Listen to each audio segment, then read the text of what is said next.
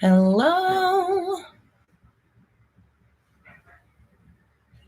Mindset Monday, people. Trying to get set right here. How is everyone doing today? Happy Mindset Monday. I didn't know I was going to look like such an 80s mom today.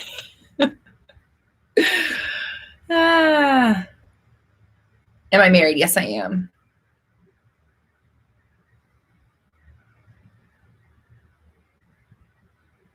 I'm just trying to get into the Facebook chat so that I can join everybody there as well.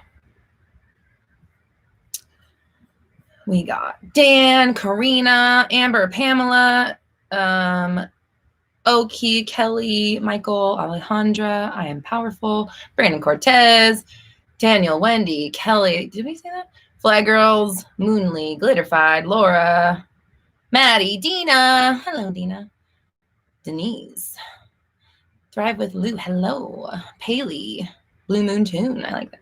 Star Goddess Love, I Am Powerful, we already said that, but we'll say it again because it's perfect. Gina, thank you, like literally, Telly, oh my God. I love your name. Like literally, that's hilarious. Janin, it's Janin's birthday. Happy birthday, Janin. Thank you for being here with us on your birthday. That's fucking awesome. Glad we're able to, shh. I'm gonna hear myself. Glad we're able to have this together and have you here on your birthday. That's awesome. I'm gonna get this chat going for Facebook. Tasha, hello. Tasha in the Facebook group.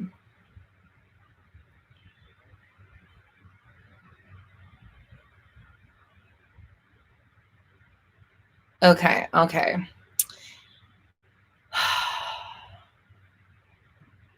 I see. Let's see. Oh, you guys. Oh my God.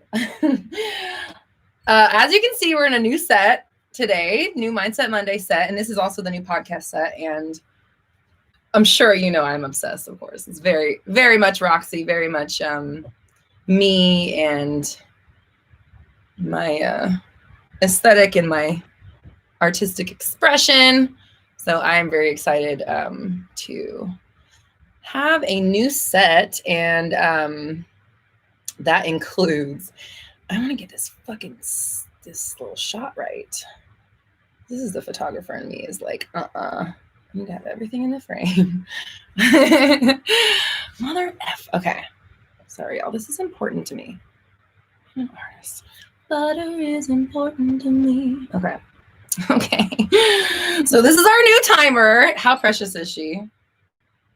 It's 1:15, right on time as always. Where's the SETI? Is this the SETI? Yep, there she is. Okay, 1:15. We're gonna set this for her.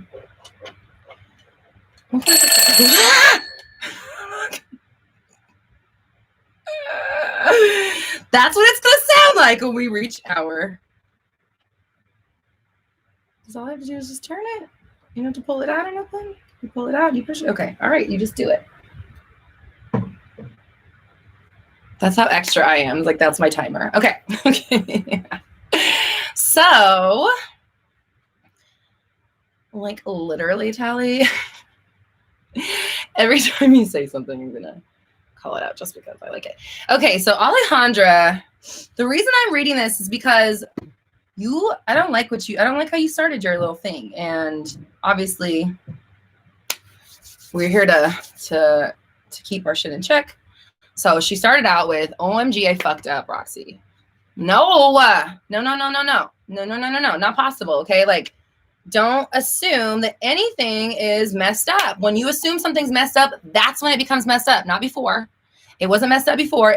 It's messed up because you have defined it as a fuck up, and therefore anything resulting from said fuck up is fucked up, right? By definition. So first things first, we cannot be assigning like that kind of shit to our situations, because when you do, you make it real again. So no, you did not fuck up. It is still working out for you. I'm sorry, I have to fix this one. I'll be back in a second. Okay. Was doing so good manifesting the third party way, and I couldn't take it anymore. And I contacted her and told her he's cheating on her with me, and now it's over between us. Okay, so this is why you can't just decide that it's bad or it's over, because you said yourself, I was doing so good manifesting the third party anymore. I couldn't take it. I had to say something. So who are you to say? Obviously it's your manifestation, but like the bringing of the manifestation is not your job. It's the conceptualizing of it that is your job. So who are you to say that you being pushed to the point of saying that to somebody is not part of the stepping stone of your relationship? Like, why would you say it's fucked up? You know what I mean? Oh, now it's over between us. No, it's not. This thing is just beginning. You have just you're peeling back layers of the onion if you want to get to the heart of this thing. So like, everybody, this is for everybody. Do not take the opportunity that you have in every single moment to choose your reality and look at your manifestation and say, oh, I failed. I fucked up. I did something wrong. No. If you are manifesting a relationship with somebody who's in a current relationship, you're manifesting the third party away, and then you're driven to an action, and that action results in some sort of reaction or result or, whatever, then just know and intend and choose further that thing was what needed to happen in order for this to continue and get where I wanted it to go. So that's why I always say anything that's bad is good, because when you say that it's good, you make it good. And it doesn't matter if it's good or bad by society standards. It matters that you say it's good, because if you don't, then it is bad. And it's only bad because you have said, again, I fucked up. This is a bad thing. I messed it up. That's why it's messed up. It wasn't before, because when you tell me that, I'm like, oh shit, you're doing something. That's major movement. And this is why we need to be, I always tell you guys, navigate your 3D world in neutrality. Be neutral.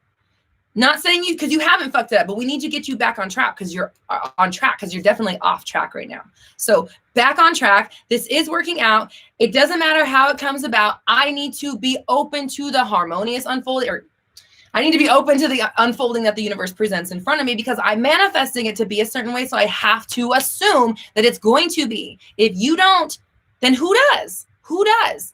How are you? You're choosing. So choose what do you need it to be. Like, you know what I'm saying? Like you gotta make these decisions as you go along. You're always choosing your reality, even when you're observing a manifestation. Okay. I'm gonna say that again.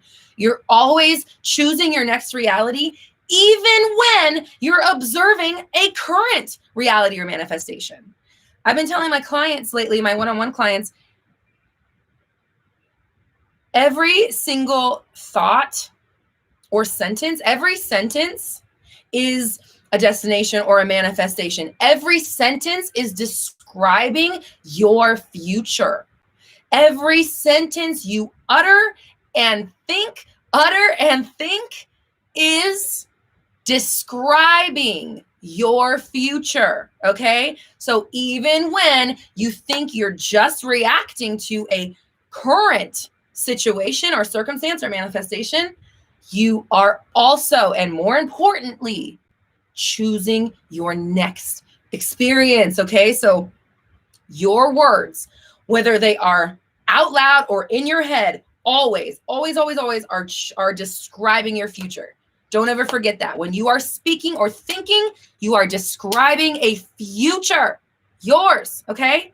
So choose what you say wisely. And I didn't mean to scream at you. That's all that was love. That was energy. Sorry. Okay, Tiffany, I see you come through. Thank you so much. Okay. Tiffany says, did my taxes owe $1,200 instead of, can you read that? Did my taxes owe $1,200. Instead of freaking out, said it's all good a million times. By the end, I got an $1,800 credit that covered the amount, and I get a refund. Wow, really changes so fast when you say it is. You get a little round of applause. I'm so proud of you. I'm so proud of you. I really am. I really am. And, I see so much, growth in you every week that you come in, and, you always ask a question, or you're always like, like something I see in you that is, how do I say this?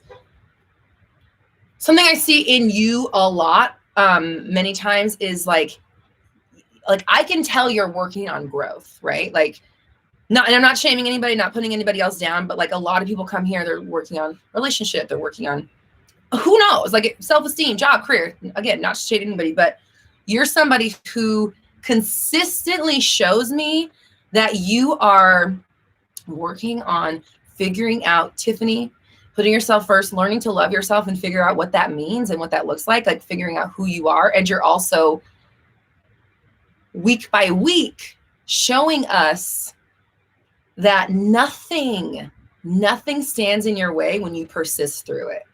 And I just want to just make a note to everybody out here, just pay, you know, whenever I talk about Tiffany, pay attention to what we're saying, because Tiffany really, really, exemplifies working on herself. You know what I mean? Like, I like, sometimes you come with questions that I'm like, hey, you could do better, and that's fine, because that's what we're here for. And by you could do better, I mean, like, you could conceptualize that better, talk about it better. But what you definitely, most certainly, almost always come with is growth and opening up. You know, it's like, I feel like you're always opening up a little bit more. And every single time you come, you've opened up a little bit more. And I just really see your dedication to figuring this out and figuring yourself out and just getting it done. So I just want to, again, proud of you, and I'm glad you're here. And thank you so much. And I'm excited for you. Spend that surplus on something nice for yourself, because you deserve it. Okay, I know some, I just want to make sure I don't skip anybody because these are not in order. So give me a second with the super chats that came through. Okay. Tiffany, and then the Concrete Jungle Hippie, thank you so much, says, when scripting, I rewrite past events how I wanted them to be and script what I want in various steps of the process. Does that confuse the universe? Well, I mean, listen. You think you are going to confuse the universe? I mean, come on. Like, it made you, or like you came from it, like, you know, it's almost like I just saw in my head, like a kid trying to fool their parent, and their parent's like, I can tell when you're lying. Like, you are very obviously lying right now. And it's just like, you're trying to pull a fast one on something that's like you think it's going to get confused over your story when it's handling over 7 billion at the same time. I think we're fine, right? But what's really going on here, to me, what that says is that you might be confused. Maybe, or simply having the questioning, the worry, the wonder if it's going to mess things up, is not deciding that who gives a fuck, this is the reality I picked, go ahead and do it for me, thanks. You know what I mean? Like, you're not making the decision.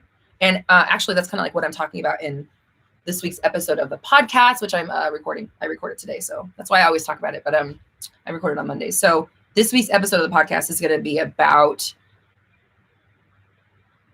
you know, really just kind of like pushing through and, navigating the world, and just like, making sure that you are offering the clear and direct signal. You are deciding and not hoping for, wishing for, wanting, maybe gonna get, think you might get, wonder if you're gonna get, doubt you're gonna get, wishing. No, this is what it is. This is what I have. This is what's coming to me. Thanks. Bye. What's next? So does anything confuse the universe? It's not that it's confusing the universe. It's that you are not offering a steady, a steady signal. I don't want to give away my story for tonight for the podcast, but just imagine if you were trying to get to a destination and you just kept you have your GPS on and it's telling you which way you go, and you just keep taking different turns, and it keeps having to reroute and then reroute and then reroute, and you just keep going the wrong way. It's you could get there eventually, but it'd be much easier and faster if you just went the fucking way that it said to go originally. And it's not that you're confusing the app. It's just having to recalibrate and recalibrate and recalibrate every time you change your mind or worry or wonder or whatever. So just remember that everything that you think, utter, and script is describing your future. And if you want things to go in a certain way, I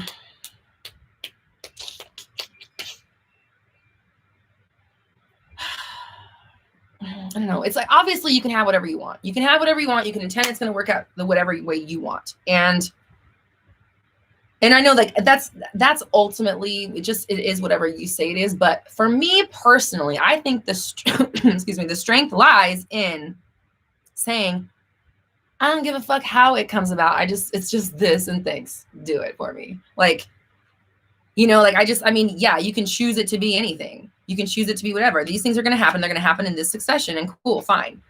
Then you need to not doubt it and wonder if you're confusing the universe, doubt, like all that swirling of uncertainty is the problem, not the universe getting confused. It's just not possible. So be clear. And then if that's what it is, then that's what it is. And don't question it, just own it and just go on about your life because you know that that's what's happening. And then you act as if somebody who knows that's happening. So I'm acting the way that somebody who knows that's happening would act in any given situation. And that answers your question. And thank you so much. Okay. So Aquarian. Okay. Aquarian Cat says, hey, Roxy Boo. It was a week that me and my SP didn't speak. And I said on Saturday, Cat, focus on yourself. He is yours. And that's that. I touched his picture and felt him with me. And then boom, he called. Wow. That's pretty fucking cool. Doing a little magic there. I like that. That's cool. That's really cool. And it's like, you know, it just goes to show, like, you just gotta keep on, you guys. Joe Dirt, you gotta keep on keeping on. You really do. You have to keep going with it or else, like literally, okay, think about this. Again, we're talking about the driving analogy I was just saying, okay? You choose your destination.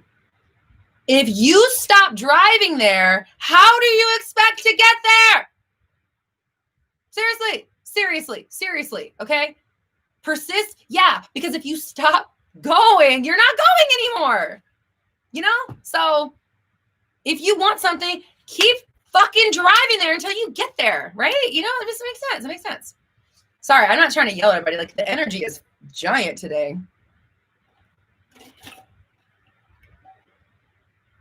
It's big energy, but proud of you, girl. You did it. You got this. Just do your best to remain calm and stay focused when the ride gets bumpy. You don't fucking bail out of the car. You just drive carefully until you're out of the shit, right? Like, you just got to keep going, guys. Okay.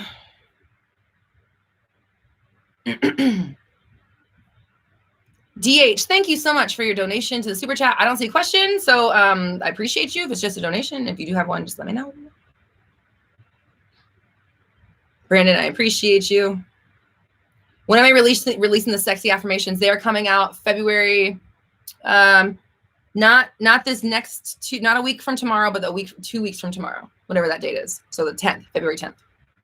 And then next Tuesday, I'm releasing commitment affirmations for commitment. And then the following Tuesday will be the sexy ones.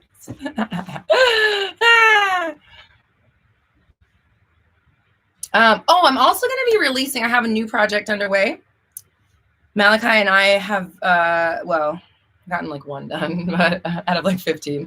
We're going to start doing like meditations, like long meditations, 25-minute meditations.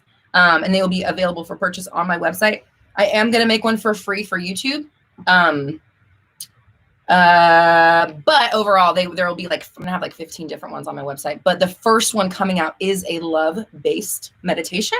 So, yeah, and it's gonna be a bonus on the new specific person workshop. So, the specific person workshop is getting like a facelift. We put like a shitload of stuff, like new stuff, more content and stuff in there, and we got a brand new free webinar coming out. This is all launching on the 1st, so this is next week. Specific person workshop getting updated, new webinar, tons of new stuff inside of that program, including a love meditation and all 4 of my love album. You get all of those as a bonus. The love album, so the sexy affirmations, the commitment, communication, and then the overall love one. Like I released those 2 a couple months ago. Then I have the 2 more coming out. That's on a love album. It is available on my website right now. So you can get it right now at roxytalks.com if you wanted it. You can get it ahead of time before it releases on YouTube and iTunes. It's coming out on iTunes and Spotify on the 1st as well. So The first, we have a big, like a bunch of SP stuff coming out. If anyone's interested, if you want to get into the SPW before the price goes up, join it before the first. Whew, okay. Rosanna. I fucking love that song.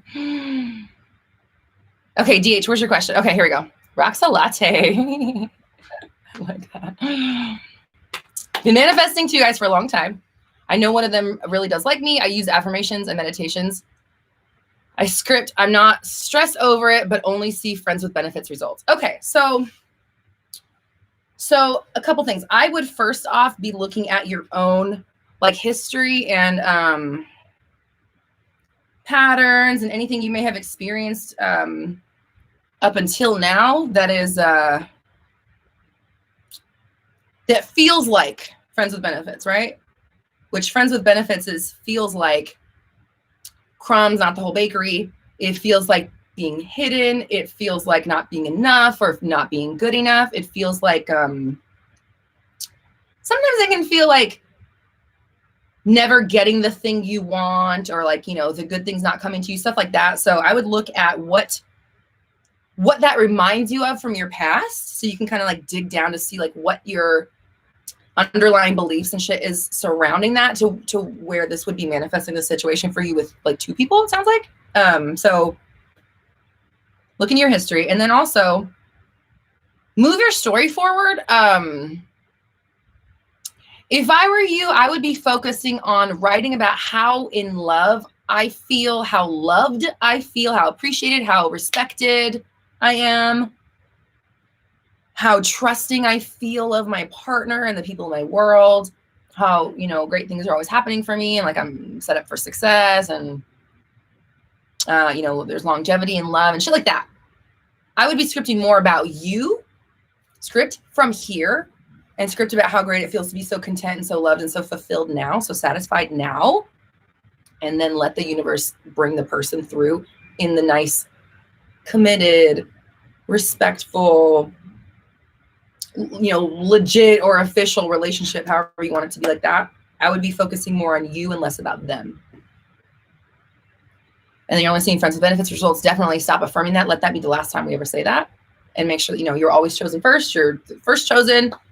You always have committed relationships. People want to, you know, as soon as they're like they're within sniffing range, they're ready to put a ring on it. You know, just talk more about like longevity and commitment and dedication and things like that versus like, I don't know what you're saying, but I'm imagining it's more like, I don't know what you're fucking saying. Let me know. Send me another one. Give you an example of your scripting.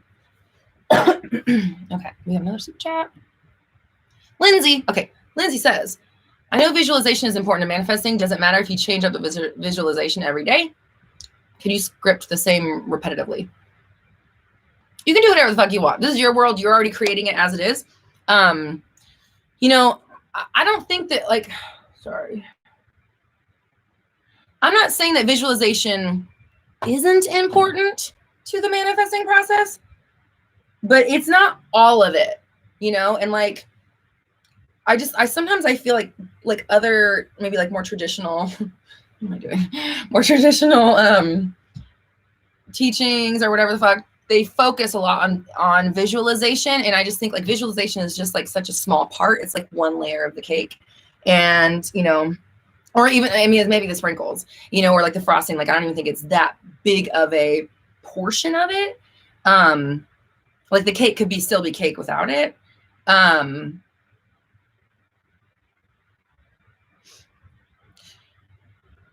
But it definitely like adds to it, just like sprinkles or frosting does, right? So in my personal opinion, the words and the behaviors that coincide with those words are what matters.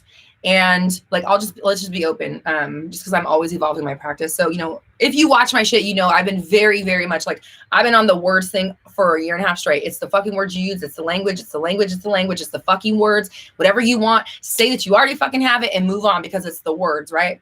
Well, I was listening to this podcast with this neuroscientist, and his whole thing was talking about behavior, how behavior trumps thought. And while, while I disagree with this neuroscientist on this subject, I do think that the word, not that it's more important, but it's like the words inform the behavior, the words inform the feelings, the words inform the actions. You know what I mean? So I just feel like the word is always going on. And the chatter that never stops is like, that's what kind of provides the transcript for the replication or the 3D printing of the world. So I still think that the thinking must be monitored above all. But however, the next step that supports that thinking is the behavior and the way you act and the way that you act as if, right? We've talked about that. The way that you prove that you're in your chosen reality by being your chosen version now, instead of waiting around for the 3D world to show up. Because if you do it that way, it might not ever show up. So what I really liked about this podcast with this guy was he was talking about how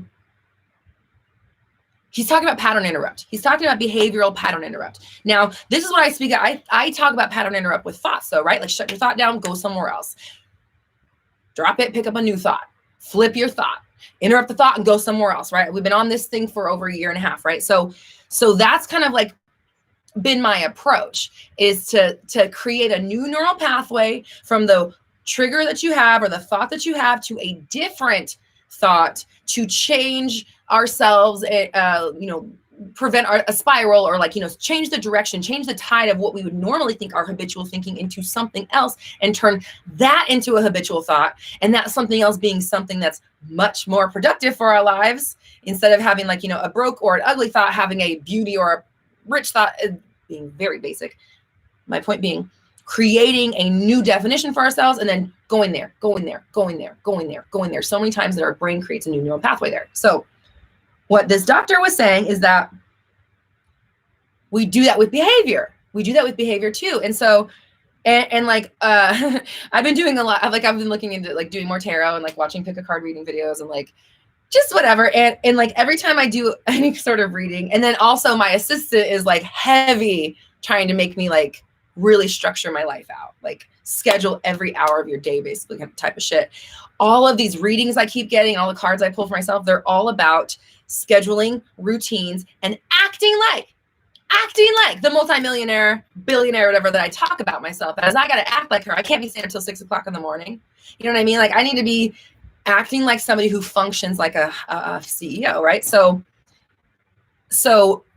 I've been getting this message a lot. So I'm really working on, I already wrote my podcast. Normally I would get off this and then start writing it and not do my podcast till 7 or 8 at night. But no, I already wrote it. So as soon as I get off this, we're filming the fucking thing. I'm staying on schedule today because that's how a high functioning CEO behaves. Now, what I'm doing, and so let's take this example, Stargirl, the Practical Witch. I was watching her reading, and that's one of the ones that was telling me, you need this, you need the routine. She said her sister told her, she's like, when you just lay in bed and scroll on your phone in the morning, instead of getting up and what you're doing, she's like, you're starting your day in the energy of comfort and not doing stuff or pushing the envelope or being the go-getter, doing things. And so she's like, you need to get up in the morning and start your day, start your routine, and get into these routines so that you stay in the energy of, somebody who's accomplishing shit, right? So all of these messages have been coming my way, and I get it. I hear you. I'm doing it. But all of that, I said all that to say, creating a pattern interrupt in your behavior as well as your thinking. And so, if we want to be our ideal version, you need to not only talk and think like it, you need to start acting like it. And at the very least, by not doing your old things, like maybe scrolling your phone for hours, staying up till 6 in the morning watching YouTube trash. You know what I mean? That's kind of stuff that, sorry, when we're running a $500 million business or whatever, we're not going to be doing that stuff. I think. I don't fucking know. I guess, because all the messages I keep getting are telling me that. So I'm just going to follow it and see where it leads me. Because routine's not going to do anything to harm me. It's only going to help my life get better. So long-winded answer. Lindsay, visualization. while beneficial and important, do not forget the behavior and the thinking that you need to commit yourself to in order to become the version that you want to be. Okay. So it's more than just visualizing. It's more than just scripting. It's scripting and visualizing it and then embodying the version of you that you just visualized or wrote about. Right. Okay. So can you change up the visualization every day? Absolutely. Because you know what? Because you daydream every day. We have 60,000 thoughts a day on the minimum end. That's the low end. Okay. And a lot of those thoughts come with pictures or images or habitual thinking or behaviors attached to them. So you're always manifesting. And if you're having images or daydreams, that's visualization. So you can visualize whatever you want, whenever you want. If you want to play a scene over in your head for a few minutes a day, go ahead. Nothing's stopping you. But just know that like, it's not just the visualization that's going to take you there. It's you knowing that that is your reality and you're on the path to that as we speak. And as you step forward, you are inching your way every single day and every moment towards that and the inevitability of it happening. And then can you script the same repetitively? You can, you absolutely can. I personally, I just feel like it's not that kind of, it just doesn't seem very powerful to me. It doesn't seem like natural. I don't know. Like to me, like I couldn't script the same thing 2 nights in a row if I fucking tried. There's no way that I could remember what the exact things I wrote the next night before, unless I like was like copying it word for word. And then it's just like, where's the heart in that, you know? So like, I would just know your story, that visualization, that end goal, that ideal, you know what that is, and then script from that perspective. What is life like now that you are this person, you know? I hope that made sense. That was like a long fuck. I think I was talking for like 15 minutes. Maybe not. Thanks, Lindsay. Okay, I need to scan for super chats because O'Malley's here. Hi, Mally. Okay, I see one from Jay. Okay, let me just make sure there's nothing above here. Lindsay, got Lindsay done. Maddie. Okay, I didn't see Maddie. Look at Maddie. Let me see if there's any more. I think that was it. I think I got everybody. Okay. Maddie says,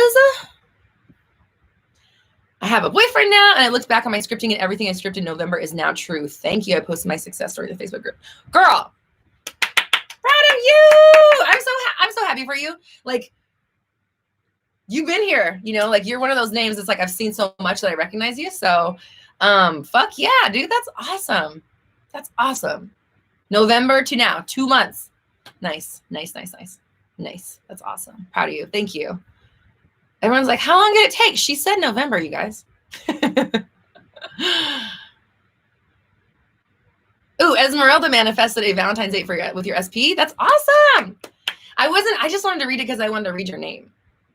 Esmeralda is when I took the Harry Potter quiz, like, what's your name? I don't remember the last name, but my first name was Esmeralda. I like that name. Okay. I already did this. Lindsay, we did this one. Okay. Where were we?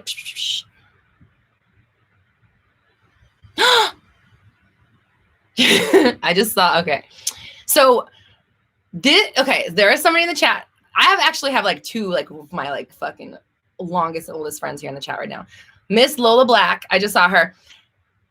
I have a nickname for her, and I really just wanted to scream it out, but like we have kind of an understanding that like that's like for us.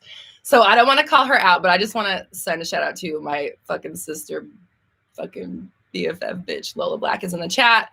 Please follow her if you like metal music. She is a fucking badass bitch. Everything pink I am, she is like black, and we are just like we are just two fucking peas in a pot. I'm trying to get her to start a podcast. Because I'm like, bitch, I want to listen to your podcast. Like, can you do a podcast so I can listen to it? Anyways, I love you. Thanks for coming. Okay. Where the fuck was I? Jay, wait, yeah. Jay? Yes. Jay Green says, who/what do you think is Esther Hicks channeling when she talks? She seems to be the only LOA teacher who does that. Do you think it's a higher power? Okay. She's definitely not the only one. I can say Bashar does. And then I do too. I'll be real. Like, a lot of this shit does not come from my, wealth of knowledge or experience in the world.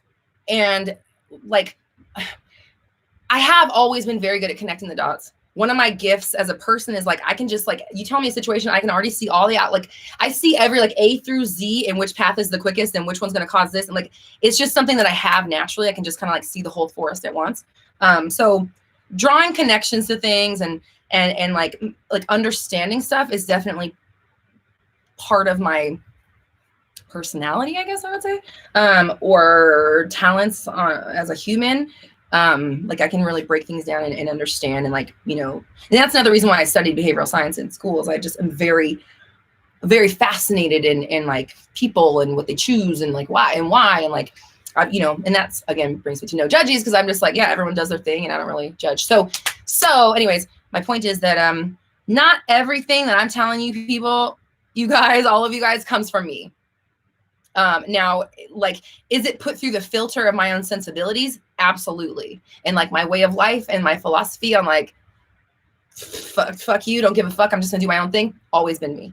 But some of this information that I'm getting is not mine. And I'm literally like transmitting it in real time. So sometimes like you can watch, like you can see it happen because some like, a lot of times, like I can't look at the screen. I can't look people in the eye. I have to like kind of like, cause I get, you guys know how distracted I get with I'm fucking like something shiny constantly. So I have to kind of like look to the side or something because I can't have my eyes on something that's like flashy or looking at the chat or anything or looking someone in the eye because I lose my train of thought. So right now this is happening. So basically the information is like either I'm grabbing it out of the ether or it's being like, I'm like reading a transcription mentally or I'm translating something that I'm hearing, but it's definitely a transmission.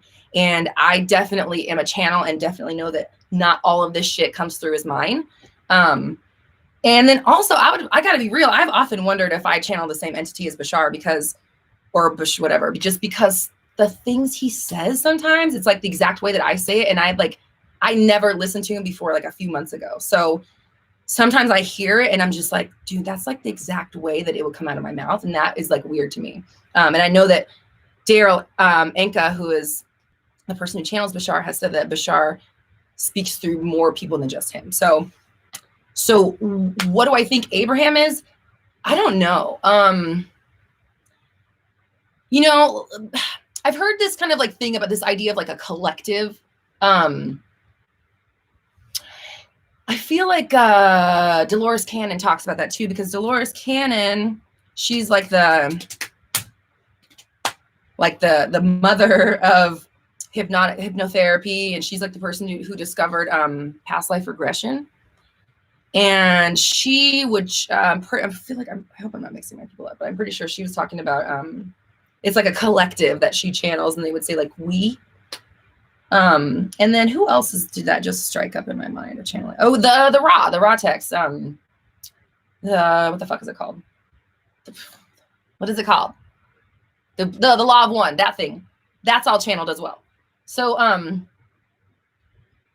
so what I think it is some sort of fourth or fifth dimensional.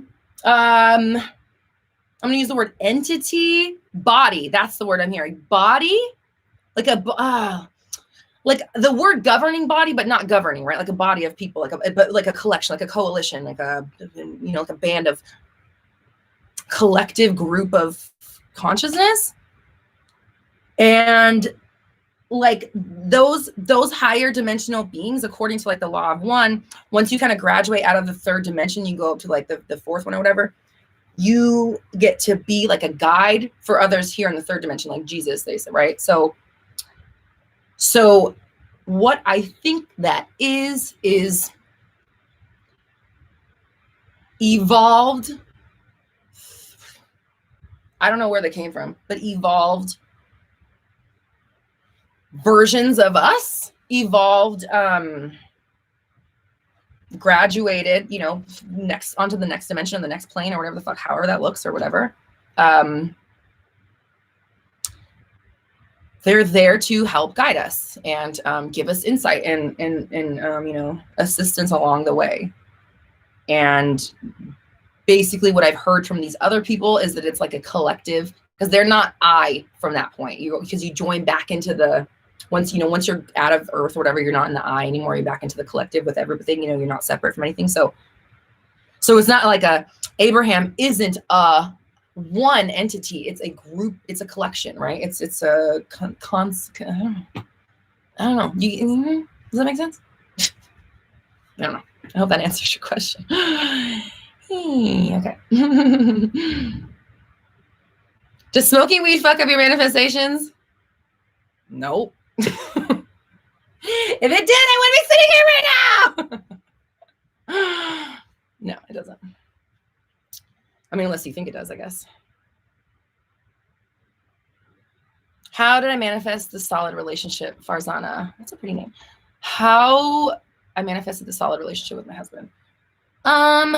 Man. Well, like we always got along. We always like were friends, and we really always enjoyed to like being around each other. Even like when I was just telling this to in a client or in a client session recently, but like even like one of the very first times we hung out, like we had like a little date, and we ended up like at the bar afterwards, and then we stayed in the parking lot of the bar till like 5 o'clock in the morning, just the two of us, like hanging out at my car and like just fucking around and talking, because like neither of us wanted to go home, you know. So, or like neither of us, we didn't want to separate from each other, basically, you know, like we wanted to stay together. So we just like, we really just like liked being around each other, you know, just from the start. So I don't know how to like, another part of it is that my husband's like really like nice and like cool and like doesn't get his feathers ruffled easily, and he's just like chill. And for me, like that's really important, because I'm just like, yeah, like all the time. Like I'm very much me, you guys. Like if you watch me on Mindset Monday, this is me. Like that's how I am.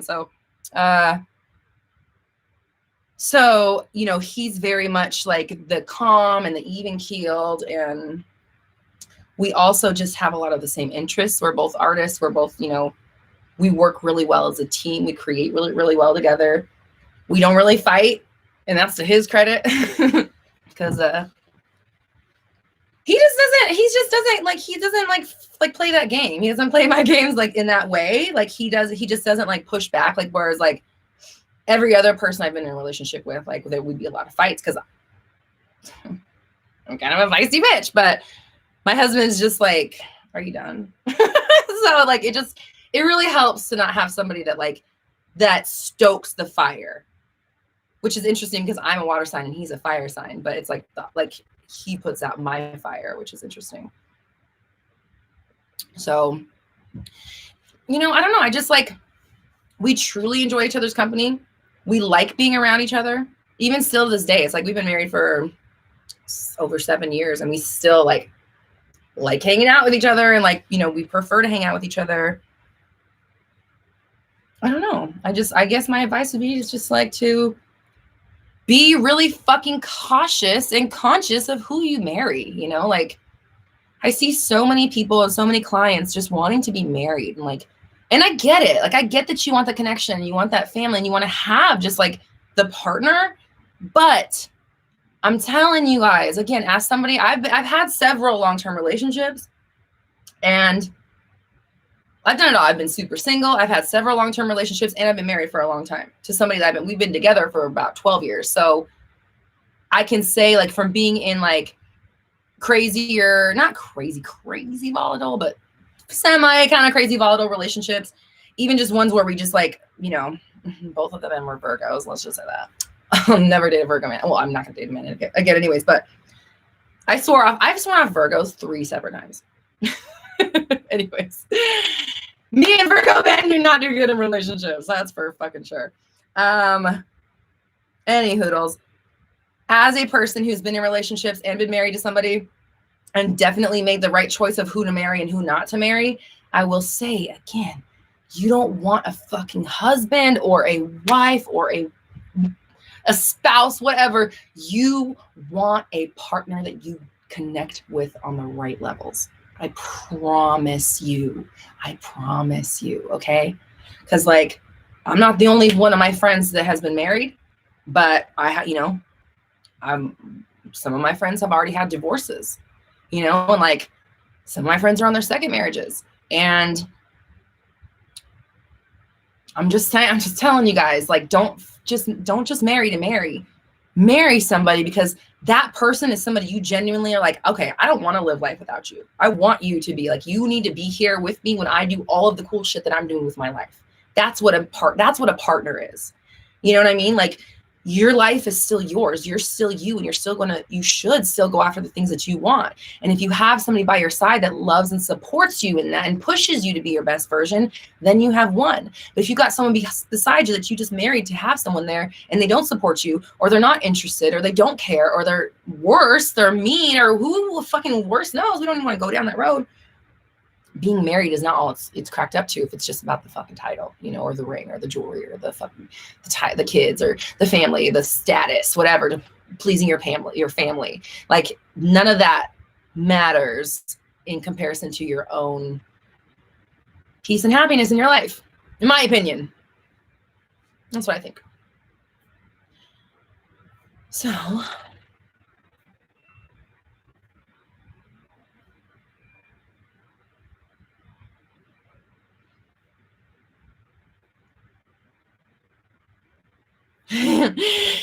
Miss Lola. Every time I can't even like call you that. It sounds like I'm talking. I can't. It doesn't even like that's not even you. But I'm just gonna because I love you. I'm gonna keep calling you Lola Black. Lola. I love you. We've been friends since we were like 20. So that like we were just on the phone the other day, and I was like, "Bitch, we've been friends for almost 20 years. Like, how fucking weird is that?" But. Yeah, this is like my sister. I love this girl.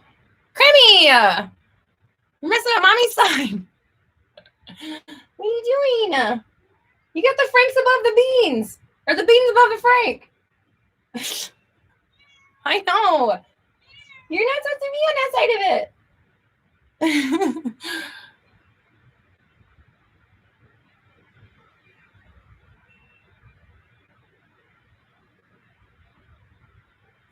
Brandon said I called the cat.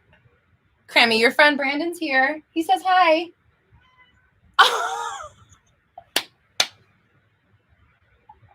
Oh my God.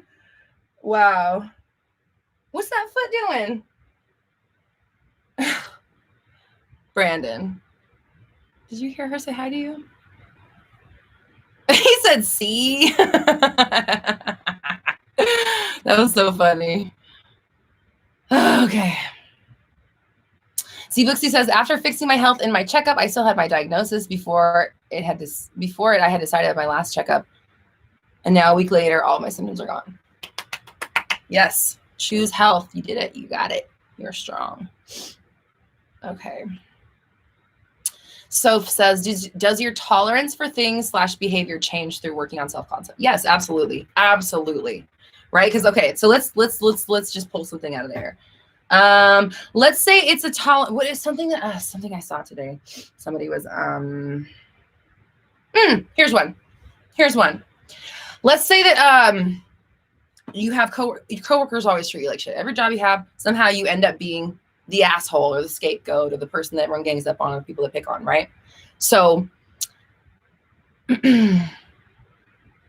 when you believe that's you, and you walk into, you know, a workplace like ready for battle, or with your armor on, or with your protection on, you are fully expecting that people are going to mistreat you because I'm the scapegoat of the work. I'm the scapegoat. I'm the one that I'm the punching bag. I'm the fucking whatever the fuck.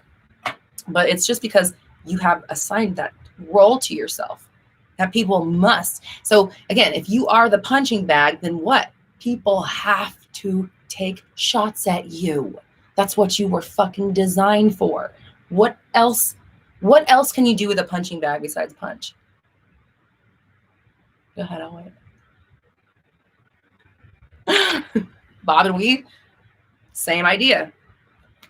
Defense, right? So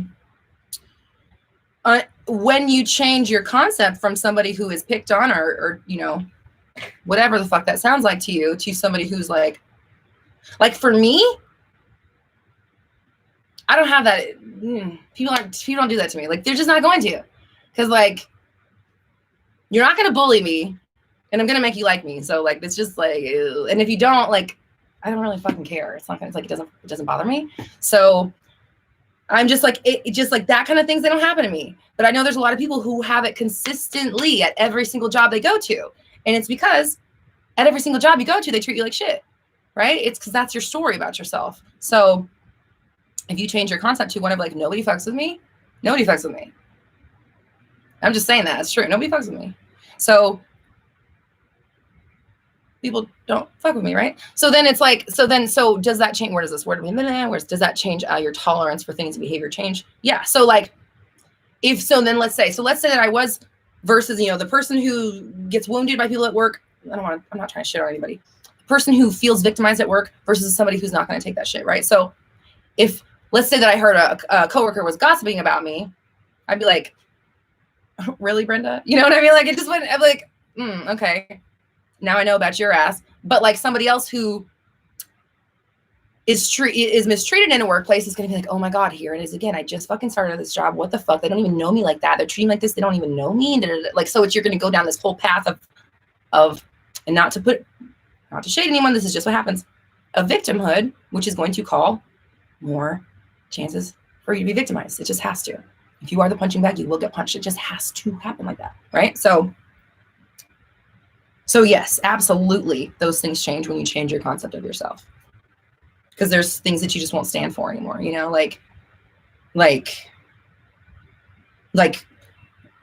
here, let's take a real world example. Let's take somebody saying something rude about like me on the internet, or like saying something I look like something or whatever. Like, that's the best you can do, you know? Like, I've been called so much over my life. Like, I have a thick skin. I'm not scared. I know what I stand by myself. Like, I'm not worried about that. So if somebody like comes at me that way, it's more just like, you've been weird, you know, like it's not going to ruin my fucking day. But somebody who does have maybe self-concept issues, or, you know, has, again, that wound, that open wound, the scab that just got ripped off, that just got the scab ripped off of, might have a different response, and that might ruin their day. Whereas me, I'm just like, let's see your profile picture, bro. You know, like I don't know. It's just not going to get me. So, but other things might, right? So long story short, yes, it does. Your self-concept changes as you work on yourself. Absolutely. Your concept of everything changes. Okay, so 2 super chats come through. DH says, I script/affirm my SPs are crazy obsessed with me.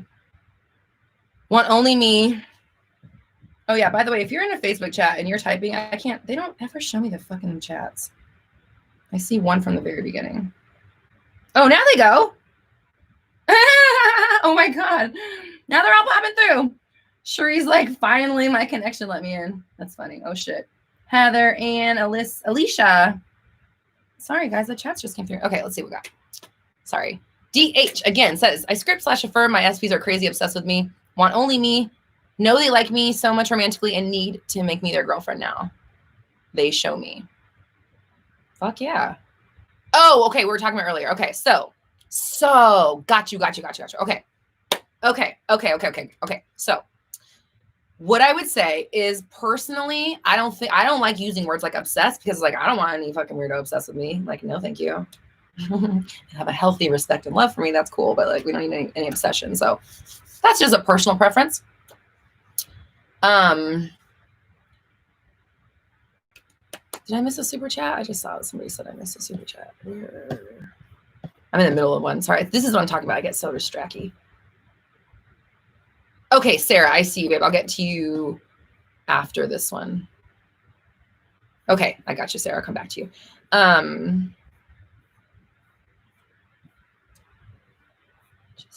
Okay. So I would say, I mean, that's okay, but I just think that it's like, well, obviously it's not doing it for you, right? Because it's not getting you where you need to go. What? Can you not? I mean, what are you doing? So I would be talking and scripting about, again, longevity, connection, commitment, you know, like the things that come along with like a true partnership, somebody that like wants to like be with you for the long haul and like really, you know, attempt at making life with you, whatever it is that you're looking for, I would be scripting about what, like, I am loved, I am appreciated, I have this wonderful relationship, I have the best partner in the world, they're always taking, you know, great care of me, they treat me with respect, I feel so open and honest in my relationship, we're so committed to each other, stuff like that. Scripting from more of like a personal I am perspective, and talking more about connection and commitment versus like obsession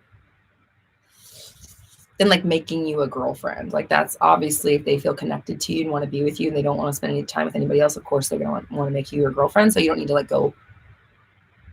It just seems like to me, that's not where the power is. The power is not like, they're obsessed and they're going to make me their girlfriend. Like, no, bitch, do you know who I am? You're lucky if I give you the fucking time of day. You know what I'm saying? Like, and not to be bitchy, but like put the fucking ball back in your own court. You know, like you don't need to just, don't be like meek and like letting them decide if one of them's going to pick you. No, you are choosing between the two of them if they're fucking lucky to be even considered for that role. I just want you to change the way you're looking at this from like, you know, will one of these people have me to like, are you even tall enough to ride this ride? And I don't mean tall by height. I mean, do you have the fucking qualifications that I need to have in my partner in order for me to allow you to be that partner? You got to, otherwise I don't have time for it because life is short and I want to be spending my time with somebody who treats me the way I want to be treated.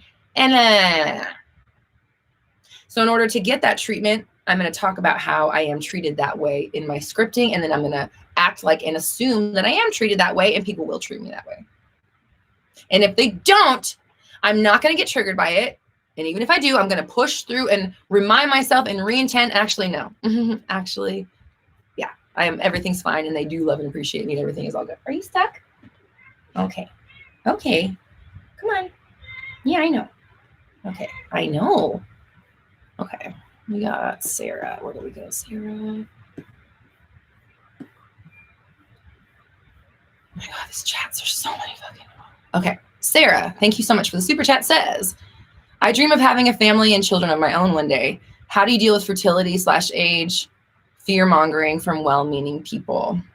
Okay. So this is kind of like what we were just talking about. Like, I don't care what anybody thinks or says. Like, if somebody has an opinion on what they think is capable or possible, I'm like, okay, cool. That's your life. What's that got to do with me? Like, you know, like, what's your man got to do with me? It's like, that has nothing to do with my life. And like, this is like what I adopted when I went from, you know, a struggling entrepreneur trying to build a business to business is fucking booming. It was like, wait, why am I believing just because some people have experienced a business that doesn't take off for the first few years, or they experience loss in the first few years? Why the fuck should that be my story? I don't fucking think so. This is my story, right? So for you, it's like, how do you deal with them? Like, just like, that's so sad that you think that. I'm so sorry for your life. I know. Crammy agrees. So basically, you need to decide that your family is yours no matter what. You are a mother in the making. You are a mother on her path to motherhood. And you are going to be brought to situations that will validate and reinforce that you are the mother that you are, and will bring you the opportunities to be that mother in your 3D world. So, you know, it's like, it's interesting because your question was well-meaning people. We're not even talking about people who are talking shit. We're just talking about people who are like trying to help. They think they have the answers, but you're like, I'm not gonna, you know. But just anytime I encounter somebody whose beliefs don't line up with mine, or like, you know, who, and I don't mean like moral beliefs. I mean, like, you know, like manifestational beliefs, or people that don't get it. I'm just like, okay. That's what you think? It's that? Okay, all right. That's what you think. Yeah, all right. I just don't like, Just because someone else says it, like now that's my story because you said it. I don't care what you think. And if I do care what you think, that's on me. I just accepted that from someone else and made it my reality when it wasn't before. So decide that you are the mother that you've always wanted to be now, and you don't need anything. Doesn't matter how old you are, what you have, whatever, blah, blah, blah, that the universe is abundant and you are surrounded by love and you are a nurturing person who is able to show that nurture and care to all of the wonderful people around you. And I would be talking about community and love and family and connection and, again, that nurturing feeling. And I want to say feeling needed, but I don't mean it in like a, like a limiting way, like, oh, I just want to be needed, but more like there's people that count on me and I love, and I'm here for them, and I'm dedicated to them, and I love that, I get to be the person to take care of them. Kind of an idea like that. Did I stop touching? Okay, I'm sorry. So, and also, most importantly, don't describe them as or expect them to be fear-mongering people that are telling you shit. Expect that they're super supportive and they understand you and they're excited for you. And obviously they have your best interest at heart. So we don't even need to affirm that. We know that's great. We don't have that bridge to cross or that hill to climb. So just, we have great supportive people in your life who always have nice things to say. And if they don't, didn't even hear you. What? Did you say something? Did you hear something? I didn't. Play coy in your 3D world. Okay. Interesting. Oh yeah, I'll look into that. I'll read that article. Okay, thanks. Put it in the trash. Like you don't have to do anything with info. Okay, I feel like your hair is starting to suck my lipstick. You can't see this card. Yeah,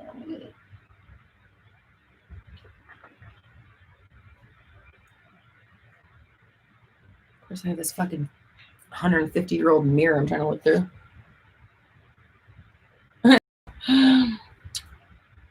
This really is an antique mirror. It's old. It's like 100 years old, I think. I made that number up, but it's something like that. Okay.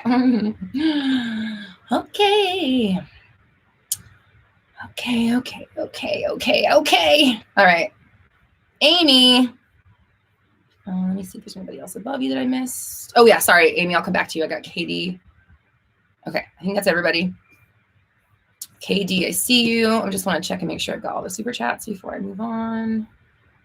Okay. I think we're good. Can I see these super chats better?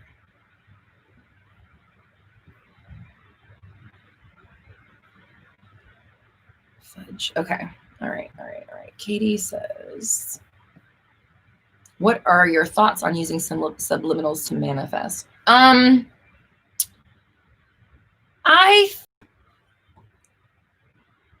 If you think it's going to work, right, it will. I listen to affirmations and like meditation music a lot myself. So I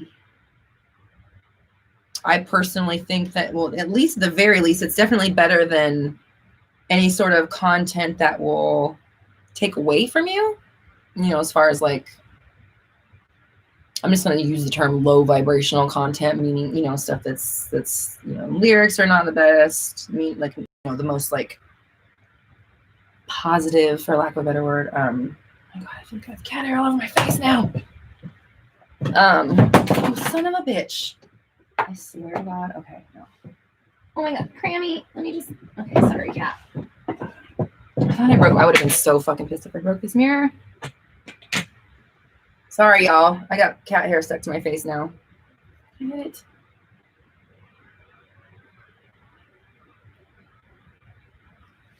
Cat people problems. Okay. Oh, there's a big old pile. Jeez, Cram.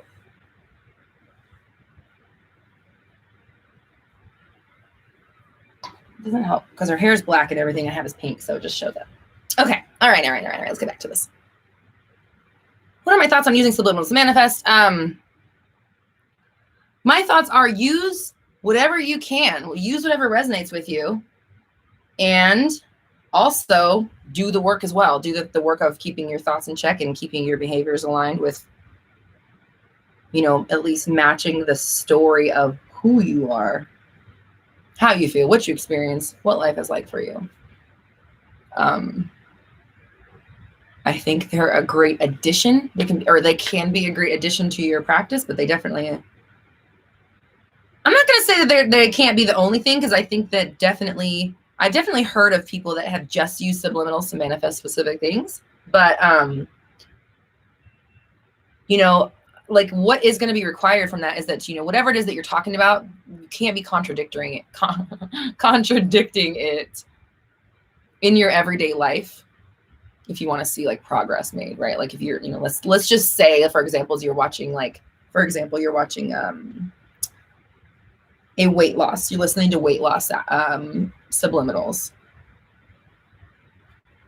You're not going, you know, my opinion, you're not going to really see much progress if you listen to the weight loss subliminal and then you go back into your world and think about and react to like how fat you are or whatever, for, you know, just for example. So while I think that they are great and definitely can be a nice addition to your practice, they are not all of the work, in my opinion, because there's more that goes into it than just that.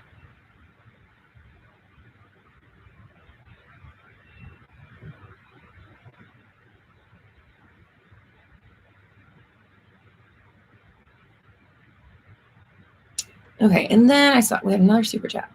Amy. Okay, Amy says, is it okay to walk away from my SP who's a narcissist? I've heard narcissists never change and only get worse. We had a huge falling out 2 weeks ago anyway.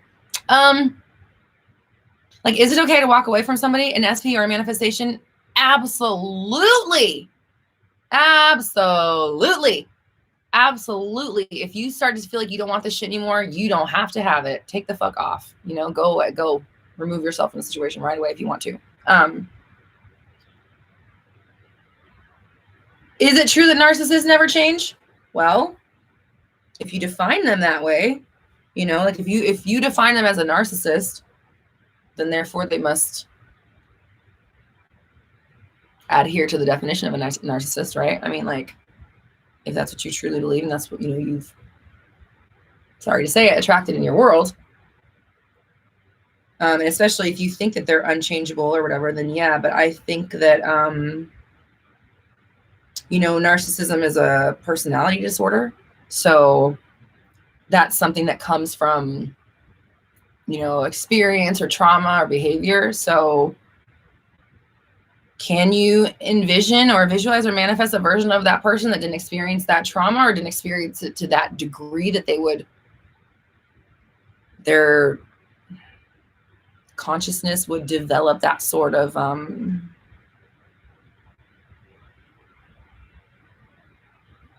defense mechanism or whatever, you know what I'm saying? So, I mean, yes, can you manifest a different version of them? Sure. We have to be able to, right? It has to be out there. So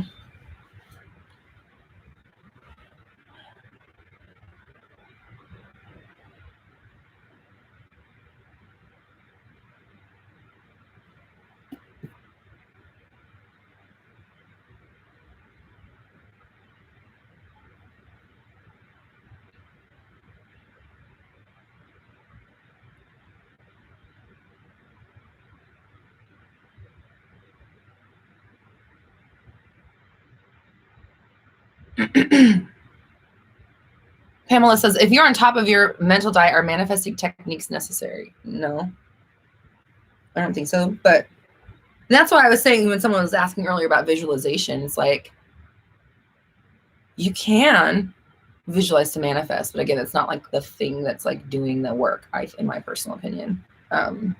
So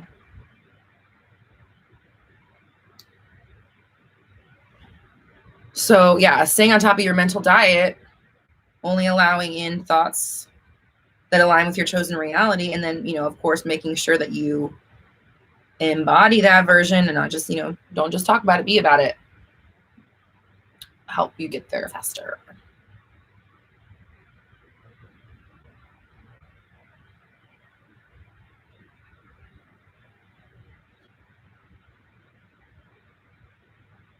What's that sound in the background? A fan. Or it could be construction. Can you manifest millions in a month? You tell me. That's a personal question. Is it possible? Absolutely. Can you do it? I don't know. You're the one who can answer that question.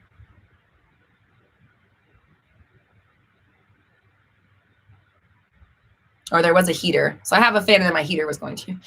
My heater's on for the house, but I have a fan on me because I have all these lights on, so it's kind of hot in this jacket. I don't know if you can tell, but it doesn't really breathe.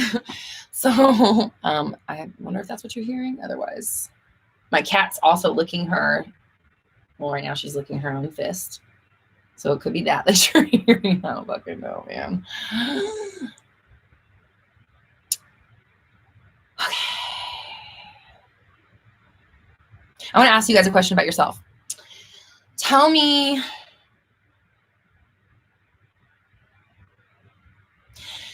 what's been the biggest aha moment or wake up call that you've experienced as a manifestor that kind of made you be like, whoa, okay, I'm doing this shit. Like, wow, okay, I see it. Oh, Lindsay got 2 of Louise Hay's book. Yeah, Louise Hay is another one of those people that I listened to, and I was like, I just listened to her like maybe like 2 months ago, and I was like, oh my God, this sounds like exactly what the fuck I talk about. I'm like, oh, this is my bitch. I like her.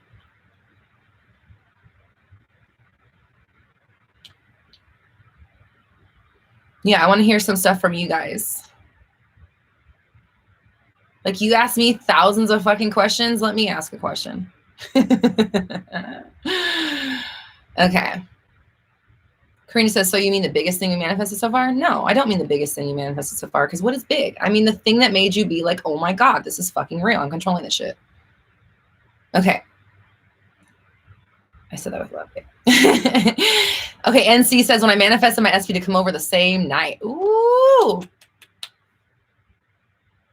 Santa said, can you tell Santa or Sana, or please, can you type out phonetically how to say your name? Because I like wonder, and I say your name every fucking week, and I'm like, am I saying this right?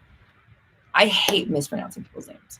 Okay, says, it was a purple chair, funny enough, or manifesting my SP back to London. Hell yeah, girl.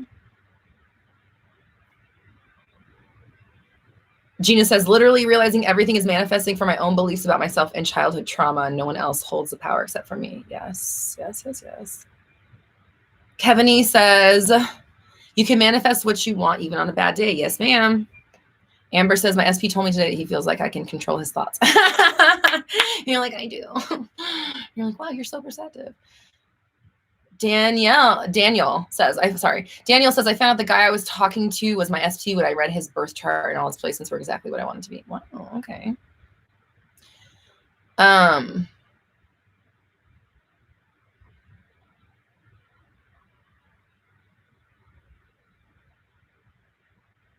Is that it?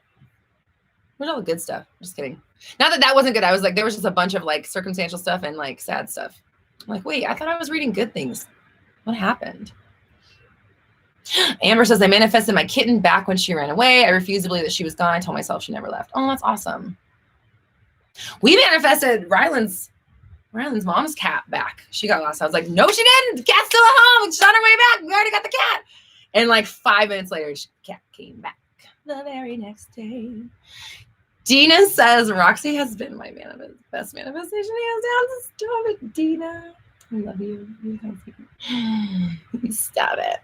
Amanda says, my aha moments are daily. I see matching numbers, the same messages in different YouTube readings, and I love manifesting hummus on sale in front of your hubby.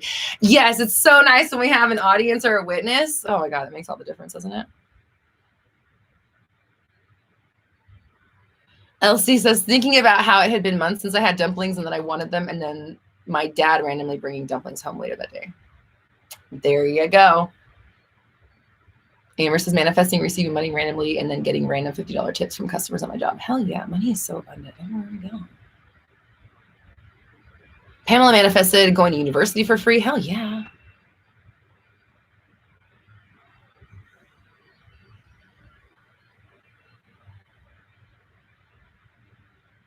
Alicia said, I manifested a guy to constantly text me and being obsessed with me. He invited me all of a sudden. Hell yeah, bitch.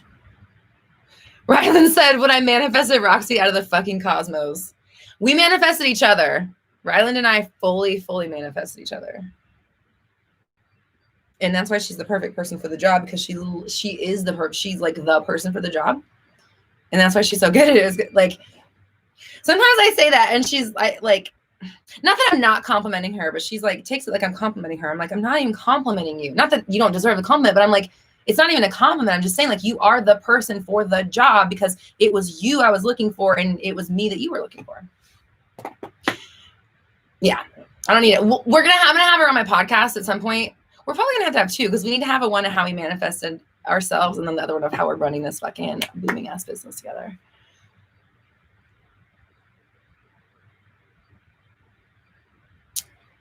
Okay, I'm getting hungry. I better drink my breakfast. Okay.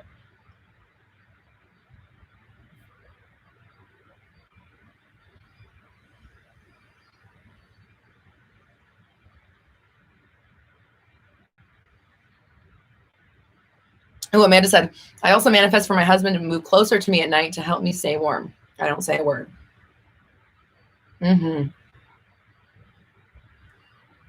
Chisa, I've seen you say I still need help multiple times. And I just want you to know that, like, when you say that, you're manifesting you not knowing what you're doing and needing more help. Because that's an affirmation. I don't know if you were here earlier, but I was telling people something I've been saying to my one-on-one clients is every sentence you think or utter, or now we're going to add scripting in there too. We know scripting. I'm just going to say this. Let me back up.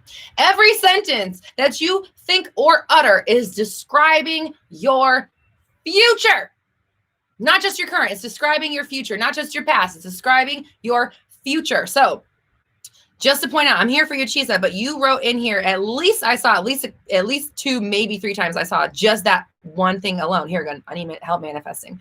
I need help over and over again. Not saying that you don't help, but here's your help right here. There's another one. I'm new to this and I still need help. 4 affirmations of you needing help. Here's your fucking help.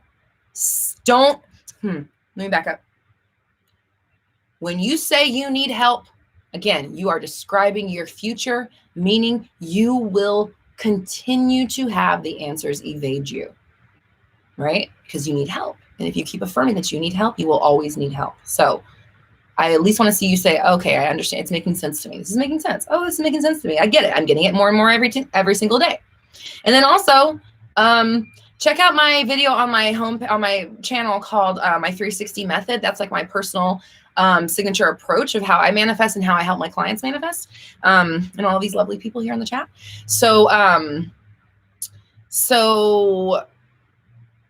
just remember that you're always manifesting. It never turns off. You're never not manifesting. You never have been. You never will be. So you must control what you're thinking and speaking about, because that is the way that your world populates, is through what you say. And that could be mentally, physically, or obviously writing it, or obviously signing it as well too. So whatever you are saying, the definition of your life and yada yada yada is what you're going to get. Awesome. Okay. And we're here for you. And seriously, we have the best community. Everybody is so supportive and stuff. So even if you were to like type some stuff in the chat, these guys will help you even if I don't see it.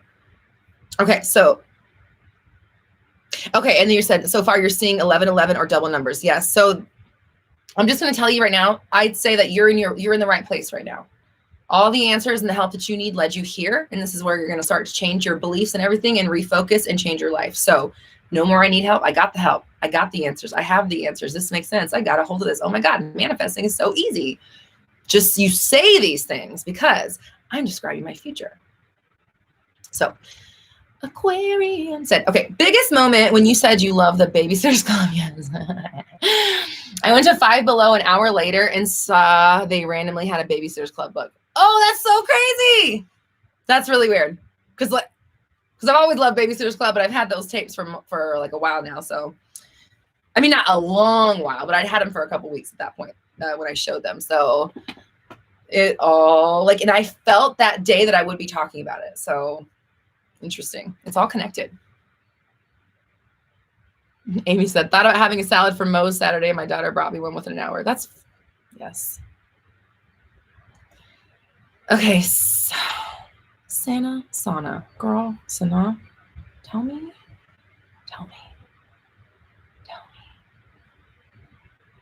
Says, haven't heard from SP since he's moved back. Been over a month. I tell myself that commitment is the next step, but I just want to get over my time block. Okay, all right. What I'm hearing in my head is like surface level. So what I just heard was surface level. I think, I'm assuming, because of what the words that just popped in my head were, that you are going too surface with your manifestation and not going deeper, meaning you're too focused on controlling what your SP is doing and not enough focus on you and why you are manifesting distance and separation from your person and not commitment, right? The opposite of commitment. So I'm going to have a new affirmations track out next week on YouTube.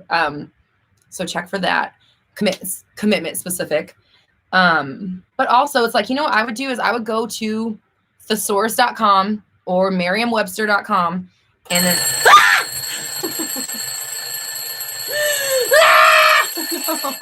no, it's so fucking loud.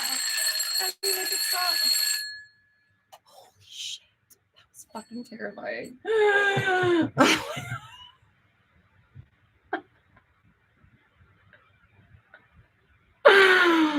Imagine waking up to that. Oh my god, that was so scary. Okay, so you're worried about getting over a time block, but I would say that you probably have more than just a time block. I think you have arm's length distance. This is like, again, I'm connecting with my psychic stuff and the images and the words I hear. So I have this thing that when I do this, that means separation, arm's length distance. I'm holding you apart from me. This is people that have long distance relationship across the board, no matter what. If you have a long distance relationship, you have this. You have something that pushes away the people that you care about for some reason. Everybody's, got their different things, but you need to look at what is going on with the distance and the separation and whatever is protecting you there, that wall that you've got, that's where your focus needs to be, not on them. They're already in your fucking country. Good. Time to work on you. You did the hard part. Now it's time to work on, and not the hard part, right? Like, I mean, that's the part that seems the hardest, is getting somebody to move to another fucking country, right? So, done so. I mean, you see how fucking easy I did that? I got this motherfucking person to move to a different country. Great. Now that they're here and they're doing whatever they're doing to become the version of them I need them to be, I got to become the version of me that I need me to be. So that's what I'm going to do, is work on myself and my self-concept and what it is that I've been doing to keep this person at arm's length, to the point where I got them to move to another country and then did this again, right? So it's there for you for sure. And you're going to want to deal with that whatever's underneath that. Oh, Fakir said, throw this thing out. No, this is the new thing. This is the new. Oh, shit. Oh, my God. Amanda said, don't set that clock as a meditation timer. No, absolutely not. Dina said, I fell over my chair. Brandon, of course, fucking predicted it, because Brandon's a Jedi, I think.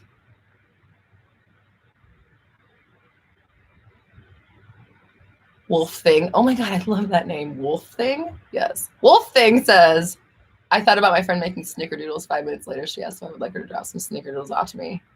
Yeah, I would. Thanks. Oh my God. Oh my God, Gina says, a similar thing happened to me when you mentioned AutoZone in one of your videos, and I passed an AutoZone building that I'm convinced was never there before. Wow, we created AutoZone in your fucking reality.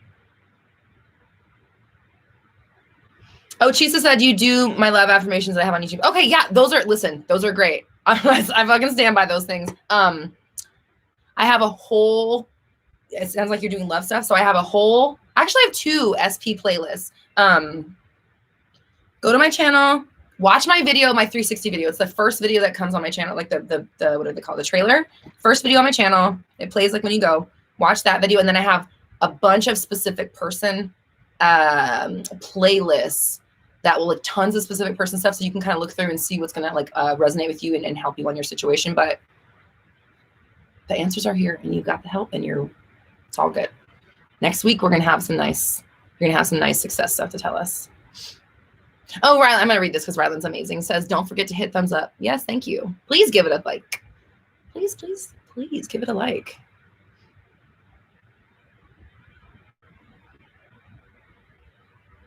Sana. Is it Sana? I sound like such a fucking idiot. Sana. Now I got 2 questions. Sana. I'm trying. I love you guys. Okay. Amanda says, I play morning affirmations pretty much every day. I listen to affirmations every night for sure. Damiana says, I love your background. That's a favorite color. Thanks. Thank you guys. Hello. All right. I just had to do that sometime. It's talks, right? She talks. So we had to have lips. It makes sense. My husband here comes straighten this out. Shit. You know, you do something in a mirror and it just like backwards. Okay. Okay.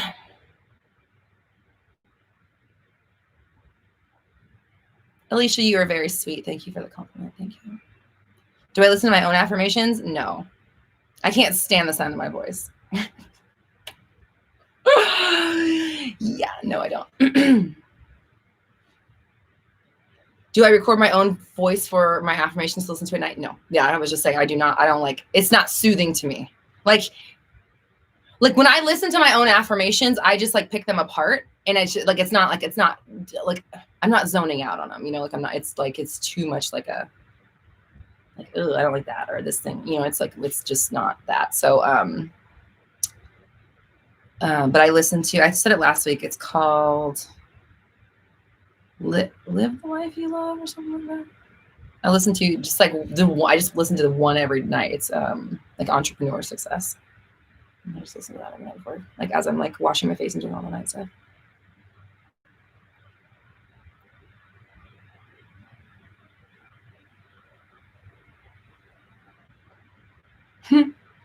Brandon called me Alternative Barbie.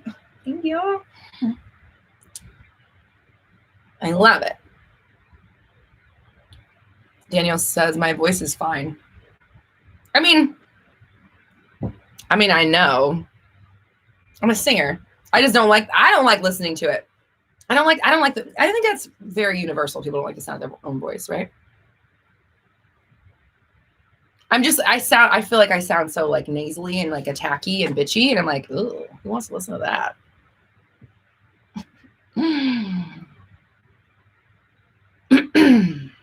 The yellow brain picture. Yes, that's the one.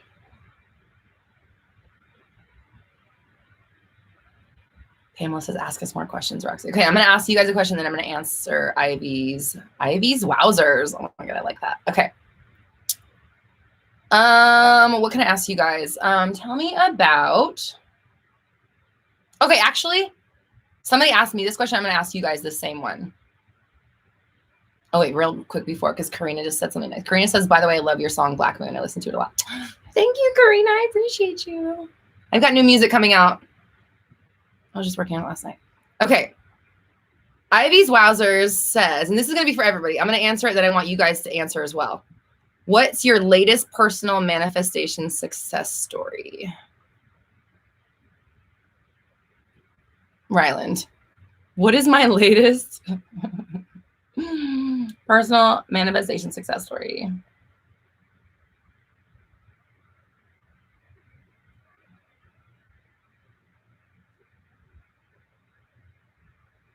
I can't even like, I feel like it's such a hard question for me to answer because it's always manifesting. So I don't know. It's hard. Like I'm alive and I've got this fucking booming ass business and everything's great.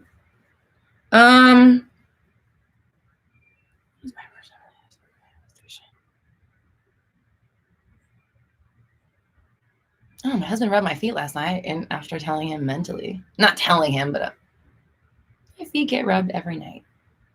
I always have my feet rubbed. It's like is that not very exciting? But it's just like I'm always manifesting, always fucking on top of shit. You know, I don't know. It's hard for me to say. Okay, Santa. Okay, all right. I just want to make sure that's what it was. Okay. Appreciate you, babe. Thank you for putting up with it with me. Amanda says, my latest success story was working from home more and end up, my company made the policy for everyone before December and before I emailed about it. So I worked from home all of December 2019 and working from home Mondays and Fridays now. Oh, that's awesome. Oh, yeah. Pamela says, I manifested gaining 10 pounds. Fuck yeah. That's awesome.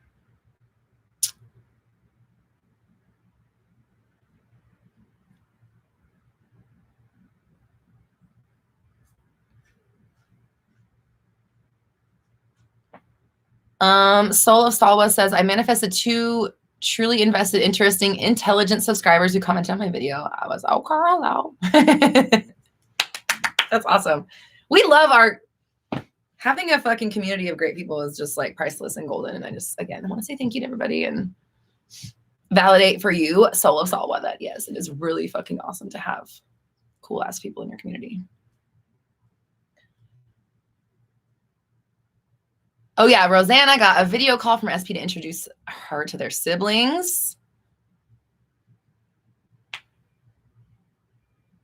Someone asked if I have any songs. Yes, I do. My music is under the name Roxy Lee Hart. You can find it on YouTube, iTunes, not SoundCloud. What's that? Spotify. All the major platforms. And I got new stuff coming out. I haven't released any music in a while. Okay.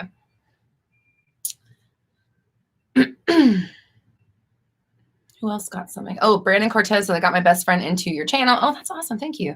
When she wasn't into LOA and she had manifested lightning quick an apartment of her own. So it proved to us both it works. That's for both of you. And thank you for sharing. That's how we change the world. One person at a time. Is anybody in Facebook? Are you guys chattable in there? I don't know if you guys are, if you can reach me or not. Okay.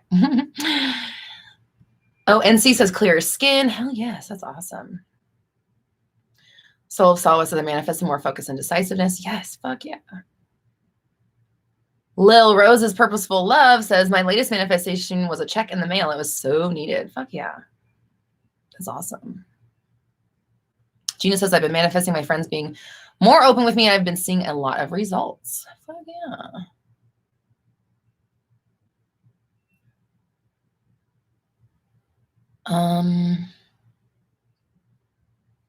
Got a phone for the first time in your life? Hell yes. Nicole, oh my God, I love you. It says Black Moon and Boys, my favorite Roxy Hart songs. Look it up here on YouTube. Boys was like, okay, let's talk about manifestation.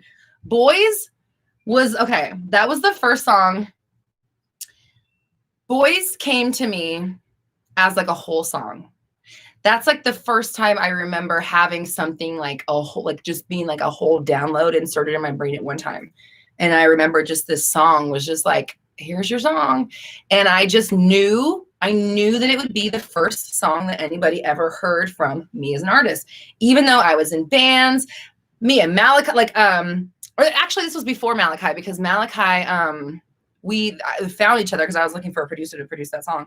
So this song came to me, like, I think we released it in 2014, and it had been like 2, 3, maybe 4 years.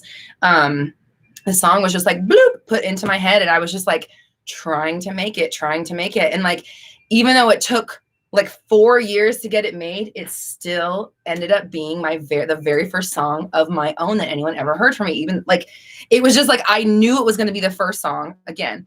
And so 4 years of doing music had passed. So then I was with Malachi at the time. We had a fucking like a hip hop group. And so I was with Malachi. He was gonna make the song. It didn't end up happening. I worked with several different producers to try to make it happen. Just years trying to get this song to happen. Again, in and out of bands, in and out of groups. We made music with Malachi. Our group was called the Mod Squad. It's called Makeout Dreams, but we were called, like, Mod Squad was our thing, but Makeout Dreams was like what that stood for. We were called Makeout Dreams but we couldn't be called Mod Squad because it was already something else. So Makeout Dreams was the name of the band, but we were the Mod Squad. So anyways, we released music. We had music videos, and like like, again, I was in bands and stuff like that, but I never, even though I wanted to make my own like personal music, nothing ever came out. And then boys ended up happening. So it was just like one of those things, like even at the time I was like, this is going to be my first song. And whether like that hindered my music at that point and like nothing was going to come through until I made that song, or it was just like letting me know that that was what it was going to be. It was definitely a manifestation in its own. And it ended up being the first song that anyone ever heard from me. It's like, just me. This is the stuff that I'm making. Pauline in the Facebook group says, who's your favorite LOA teacher besides yourself? Oh my gosh, that's kind of hard to answer. I mean, I like Dr. Joe. I like Abraham. I appreciate her and the work that she's done for, spreading the word in the community. I like Bashar, even though I haven't like listened to him too much. I do like what I've heard, and I like the way that he answers questions. These are people I'm going to say Bashar and Louise Hay are people I haven't really listened to much, but when I do, I'm like, oh my God, that's exactly like it. I feel like, yes, that's exactly what I'm talking about. So, I would say those people, just because when I listen to them, it helps. It's like it,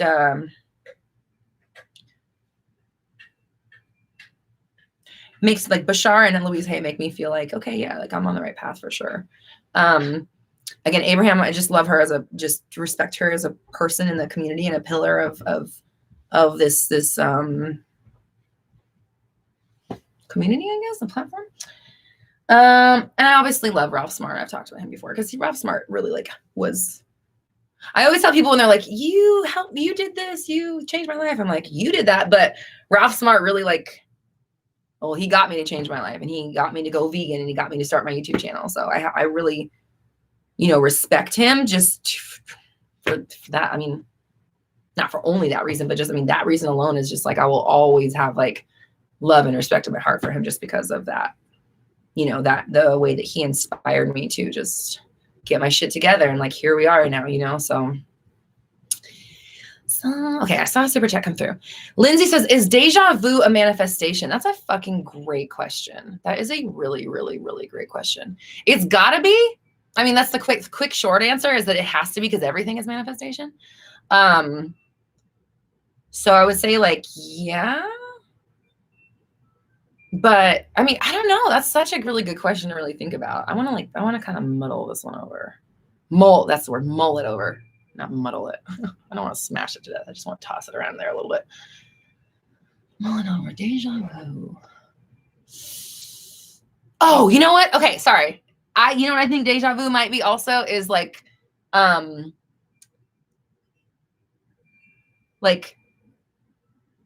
tapping into another reality that's already in existence. Like, I think it maybe also might have to do with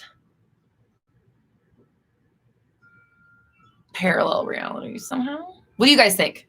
I want to hear what you guys think about this. This is a very, very good question. Is deja vu a manifestation? Please, what do you guys think? I love it.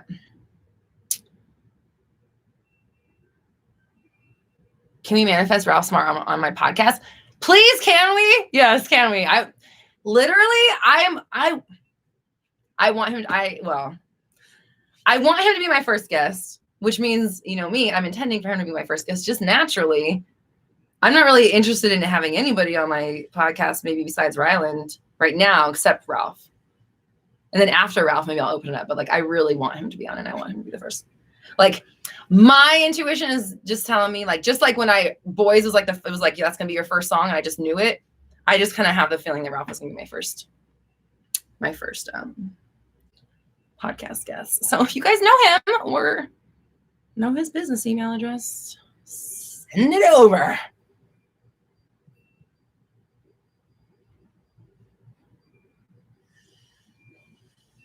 Blue Magic says, you and Joseph Alley have helped me in more ways than I ever could have imagined. I really appreciate you. Thank you. Joseph is like such a little precious angel. He was so, oh my God. I just had such a nice time doing my thing with him. He was so nice and like he was just like you think he would be. He was just sweet and like, I don't know. He seems like a really cool, like a good dude. I like him. Oh, Dina says Bashar talks about the test too. Okay. Listen, sometimes Bashar, okay, and I'm going to say sometimes Bashar says stuff out of the like literally 2 things I've ever listened to of theirs. No shade. I just haven't. Of the 2 things I listened to were like Bashar's like really fucking going in. Sometimes I'm like, oh my God, like it's exactly the way that it like comes into my brain and out of my mouth. Sometimes it's like really strange to me. What kind of vegan foods do I like to make? I'm one of those people that's like, if I like something, I can eat it a million times, like all the time. So I have like things, I think everybody has like the things that they generally just like make, you know, but like a lot of rice. I love rice. That sounds so bland, but I do fucking love rice in all capacities. So we have like rice bowls a lot, or like tofu bowls, like a Buddha bowl or a salad. I either have like rice or like potatoes. I just call them potato discs, but we just like slice a potato up tall, like coins, standing up on the fat side, and then put those in the air fryer, salt and pepper and olive oil. And I have those like, I either have that, right, or rice pretty much every day. And then maybe we'll have pasta, but we use like the chickpea pasta. And then, so we'll make chickpea pasta. My husband he'll make like an Alfredo sauce out of like tofu. And then he'll also make the mac and cheese sauce out of like potatoes and carrots. And then sometimes we'll have like a red sauce, you know. I love tofu. We make tofu into all kinds of stuff. We make like tofu and like chicken stuff. We make it into like a fish, and he'll like literally puts like a piece of seaweed on the bottom of it and like top it with like furikake and stuff and makes it all fishy. And I like it. I love tofu. I think it's the greatest blank food. And I have a smoothie pretty much every day. Trying to work chia bowls back into my life.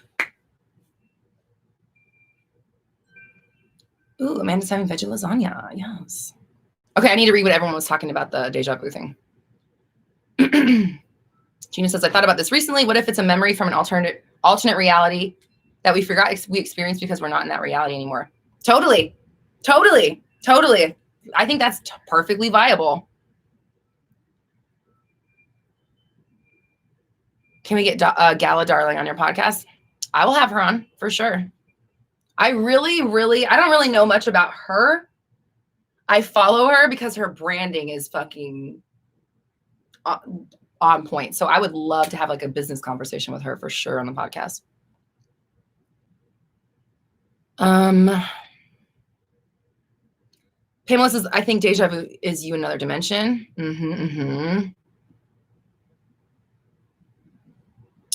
Paris says, I heard another YouTube channel, I can't remember whose, that deja vu is dimension switching, but slightly out of sync. Oh, okay, interesting. Senna says, if Ralph comes on your show, I will scream, me too, bitch. Dina says, I think deja vu is definitely a manifestation of overlapping realities, like you have been there more than once. Ooh, okay. Isabel says, I tried to download your challenge at the link, but it doesn't work. I don't know why. Fucking MailChimp, man. I don't know. But send an email to roxytalksassistant@gmail.com and Ryland will get it to you. Lenny says, can you make something about manifesting our SPs for Valentine's Day? I definitely am already. And that's why the commitment affirmations are coming out next Tuesday, a week from tomorrow. And then the sexy affirmations are coming out on the 10th, 2 weeks from tomorrow.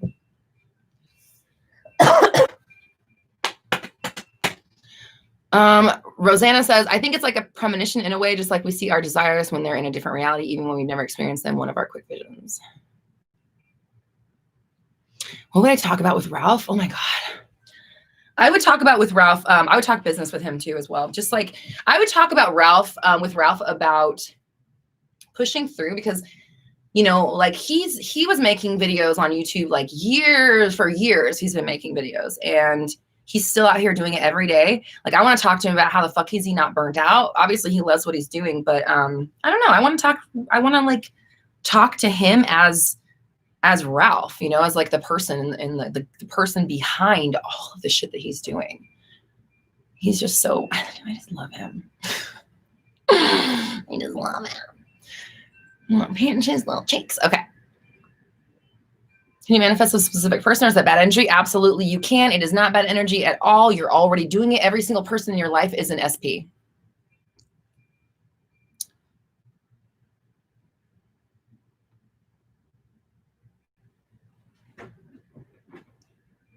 See, Booksy, proud of you. The link between astrology and the LOA. I think that the astrology is, I've said this before, I think astrology is like the coordinates of like you, and is like, you know, like this is like the blueprint for you. That's why I think like astrology is like your chart and shit like that.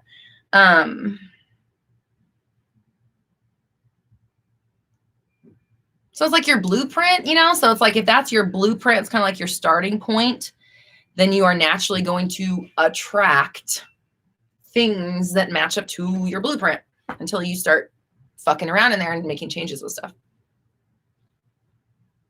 It's pretty vague answer, I guess.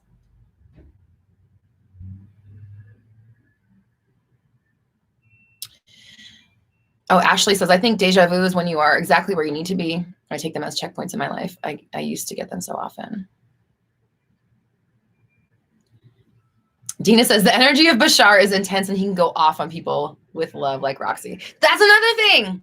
I'm telling you guys, sometimes I listen to, well, again, sometimes. The times I have listened to him, I'm just like, oh my God, is that the fucking thing inside of me? Is that what makes me scream at people? Is that why I talk so fucking fast? Maybe. Camelius, I love that name, says deja vu seems like a flash of your past reality, whether from a dream, daydream, or 3D, almost like a realization when you see your manifestation come to fruition.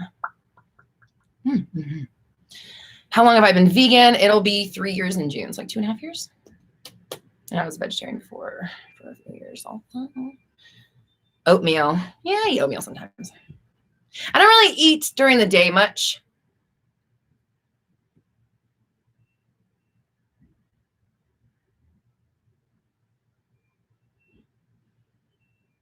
Alan Watts. To be real honest with you, haven't listened to too much of it. When I have tried, it was just a little bit like I can't really listen to Neville. It was kind of like that. Like, it's just like a little too, like the English is a little too old. And I don't mean like old to put something like from the past. Little too like, I only tried listening to him one time, to be really honest. And I just remember being like, oh, I don't know. I can't really get into it. But I know that like his teaching, I respect his teachings. I just listening to him personally as fucked up. Maybe I'm sorry. Maybe that's not fucked up. I just being honest.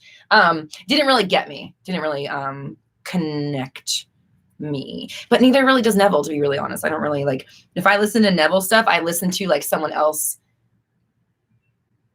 like interpreting his books and stuff like that. Like I'll listen to it every now and then just to have it on, but it's so like it's like I feel like you have to translate it before you can begin to understand it. And that's just personal. Not obviously anybody else's thing, whatever. Yeah, it's like it's dated. That's what Brandon said. It's a little dated. And not that, and listen to how I talk. I'm like, fuck this, fuck that, blah, blah, bitch, yeah. So of course, like it's just a little too out of like what grabs me. And so I just don't really resonate with it exactly. Taisha, thank you so much for your compliment. I appreciate you.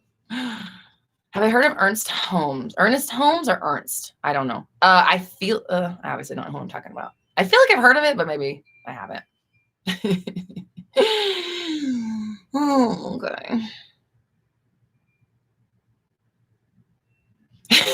Gina says, sorry, Neville, I appreciate you, but I haven't the slightest idea what he's saying whenever I try to listen to him. That's kind of where I'm at too. Not that he's not, obviously he's like, one of our daddies, but manifesting. He's a manifesting daddy. Rev Ike was a great LOA person too. He was on Oprah. Okay. Is he somebody whose like stuff was taken off the internet? What's that person's name who they took all their stuff off the internet and you can only like hear him for a little while and there's like nothing out left? Heard of that person? That person that we don't know who they're talking about. Okay. See, Booksy says, Manifesting daddy. That's my kink. That's hilarious. Manifest me daddy. Oh my God. You're silly.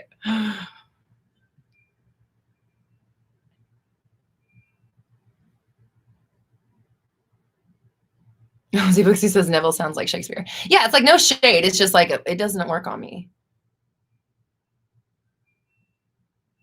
Fakiha says how to be more open to it. Oh wait, hold on. I missed. Okay, sorry, I missed the first part. Do you know about the term demon? Authors use it for the beings that channel messages to us. What's your thought on it? Like, I'm like, you mean like from the Golden Compass? Just kidding. Like I was recently watching that show.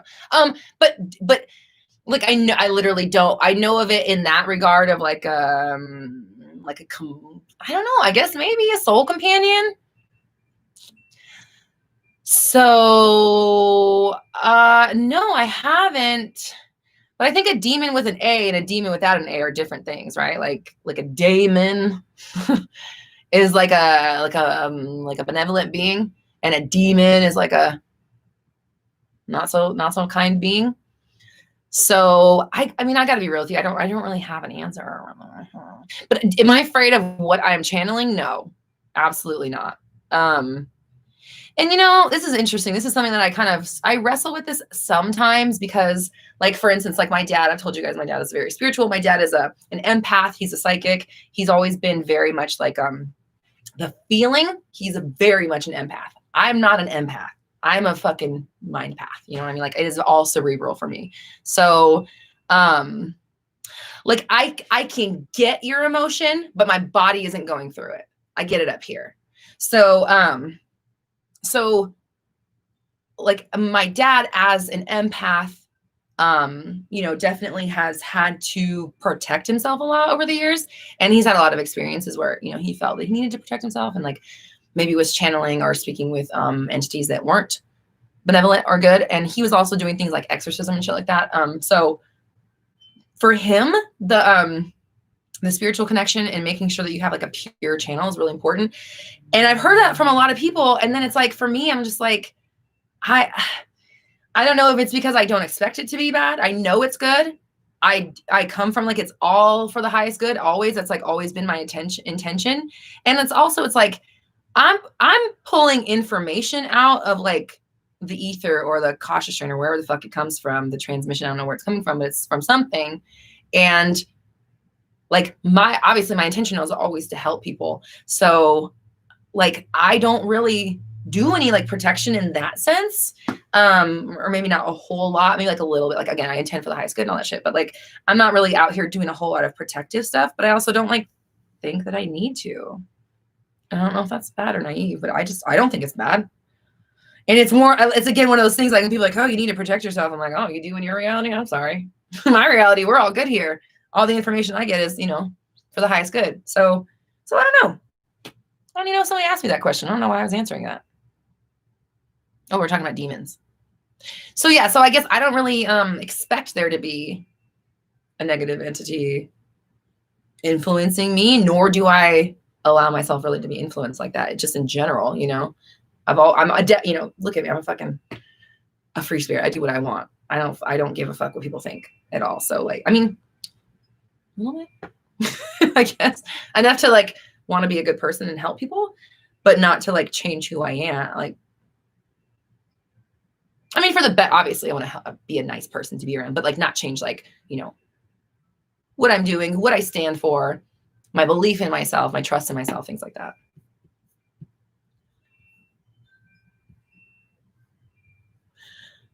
Angela, thank you so much for the super chat says, let's say you're with a guy, but it's not how you want it to be. So you're manifesting a better relationship.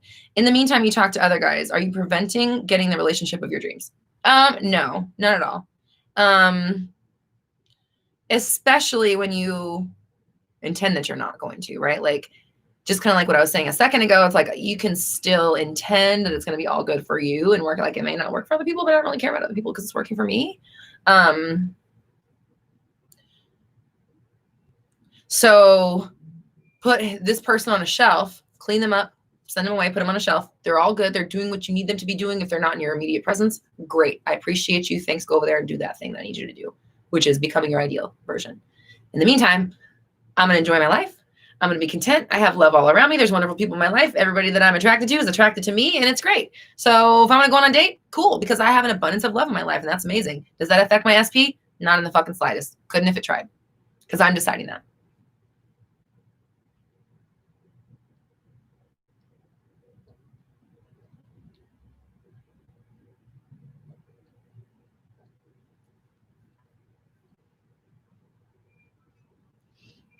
Oh, Ashley says, I'm trying to remember what podcast or video was, but who was the person from the book who talked about manifestation and crystals from the 1900s? Alice Bailey. Love her. She's rad.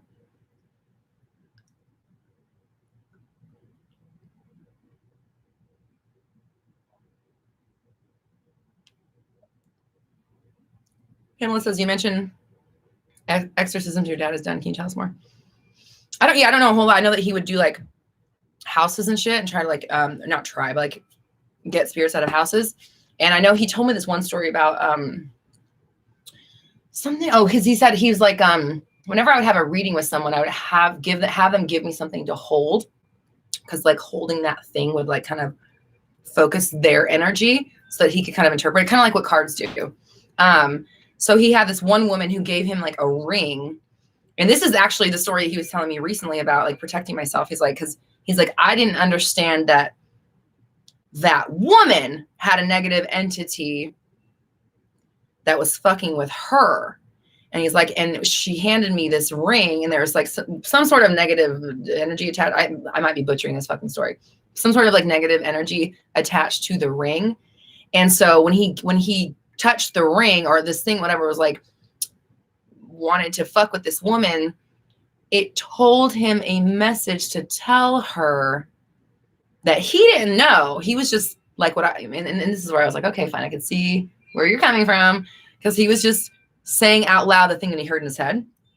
But the thing that he said was like extremely triggering to this woman. And it was something like not good. And that entity like knew that and was like fucking with her and like fucked with her through him. And that was like the last time he was like, he read someone like that. He's like, never fucking mind. So, that, he was just like, just be careful, because you don't know what, who's at the helm of this information you're getting. And I'm like, but no, not for me. Not in my life. Sorry, Dad. I hope he's not watching. He's like, that little fucker. Okay, what we got? Farah, thank you so much, says, Roxy manifested a soulmate, but he got freaked out about committing too early, too fast, and he blocked me. I don't want to repeat this. Why am I manifesting being abandoned? I want my next SP to be my forever. I want to do better. Okay. So right there, you hit the nail on the head. What's going on with the abandonment? What's going on with, this is other ways it can look or sound to you. Good things don't last. Love doesn't last. Good things will be taken away. It can feel like being blindsided. It can feel like having the rug pulled out from underneath you.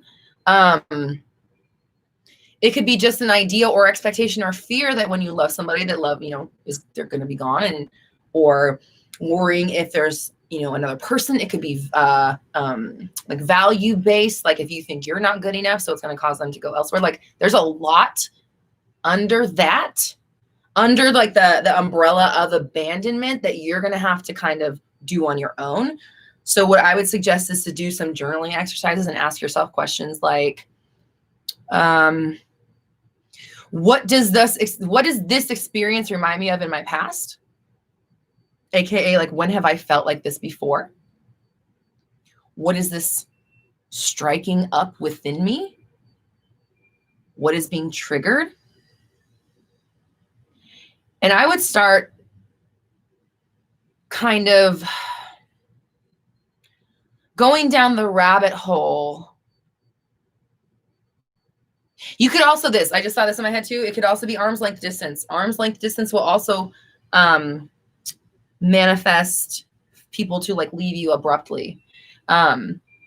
So you're going to want to look at your own thing and wonder or figure out why you're pushing love away, or what you're protecting yourself from, what this has felt like in your past, things like that. And just kind of try to get to the bottom of what's going on within you. And then making sure that you're using your affirmations and your scripting and, your behaviors and stuff during the day to install these new ideas and like cycle them through your mind. Choose this kind of thinking from now on. Decide what this kind of thinking is going to be that matches somebody who expects commitment, who expects longevity, who knows their person's not going anywhere, who doesn't even think about that, who, the inevitability of somebody being around. I said this in one of my one-on-one sessions recently, is like, what is the feeling of not worrying someone's going to leave? What is the feeling of not questioning it? Like I use this person, I use their parents because I happen to know that their parents are, still there and they have a great relationship, but like not everybody has that. So I don't want to say that for everybody, but if you do have a good relationship with your parents and they're still here, it's like that kind of expectant inevitability. Like, obviously we know that, not everything lasts and people move on from this plane, but while they're here, you just have like your family, you just kind of expect them to be around. If you have a good relationship with them, or those people in your life that you don't question, you're like, oh, I know they're always here. It's that you want to tap into that feeling of inevitability, longevity, not questioning it. That's what you're looking for, that you want to replace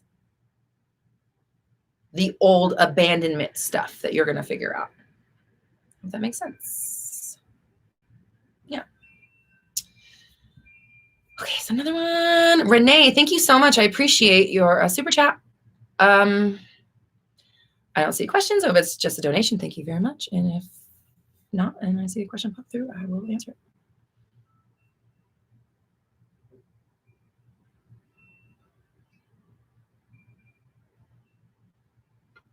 Fuck yeah. It is a different angle. She's like, you look so cute here. The lighting is different in Facebook. I like it better. Isa Pizza says, I manifested a $500 bonus for my job. They called it a complimentary commission. We are amazing creatures. That's fucking great. Yes. Yes, yes, yes. Okay.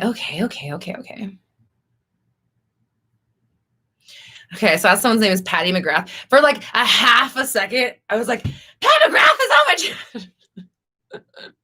But Patty McGrath, just as great, just as great. But I would have shat my trousers if it was Pat McGrath. Okay.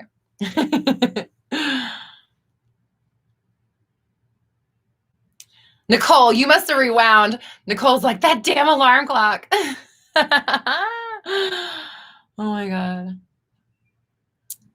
Z-Booksy, can I imagine? Yeah, I'm going to do that real quick. Oh, hey, Pat. Okay, yeah, we're good. Okay, she'll be on here one day. Does my family support my business? I mean, yeah, of course. Do they like, okay, 100%. My family's always been very supportive of me, thank God. Which learning through coaching people, I've learned is like, that's part of the reason I am confident in myself, is because my parents just let me do they just let me express myself as me. And I didn't have to like live up to, I had to be good, obviously, and behave and stuff, but I didn't have to live up to any sort of standards. And they just kind of like let me be who I was and pick who I was and just supported me through it. So I see that now, as I'm a coach and speaking to so many people, like I see a link between, not having that parental encouragement with people that struggle with value and self-concept and stuff like that.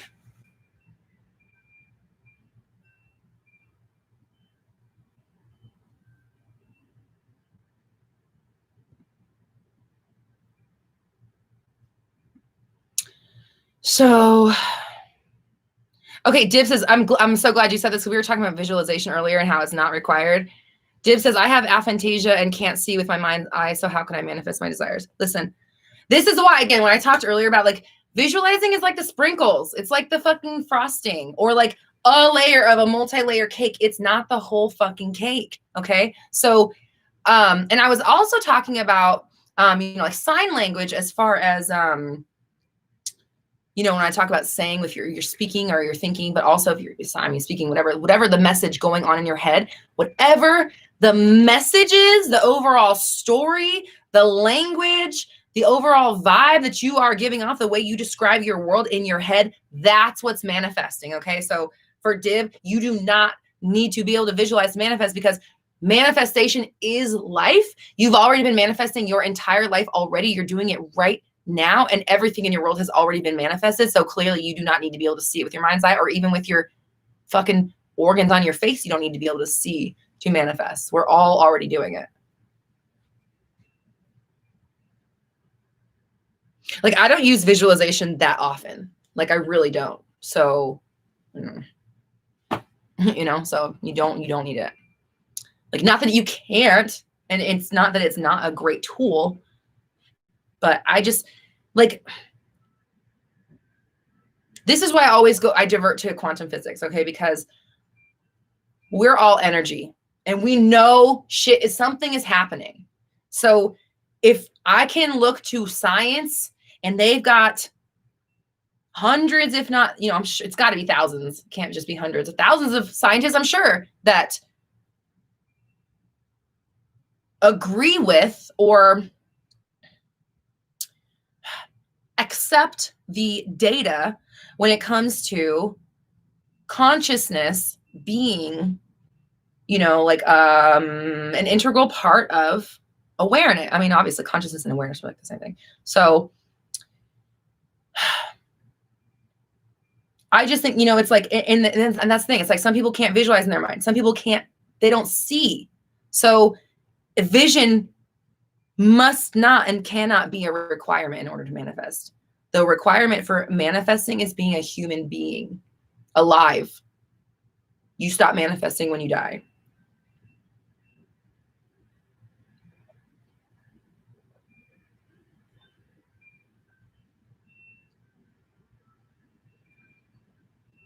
Adriana says, hi, Roxy. I've been dreaming of the things and situations I don't want. Is that an indication of something? Well, it can be an indication of where your true feelings and thoughts are on the situation, but you do not have to think that because you had that dream or whatever, that's your fate and that's set in stone. You can change it. You can always change it. Just be like, by thinking, no, it's something else. It is what it is. It's whatever you say it is. Ooh, NB Manifestations, I like this, says, you can start affirming, it's so easy to see a mental picture in my mind's eye. It's easy to visualize anything I like. I love that. Thank you. I'm going to use that now next time. Thank you.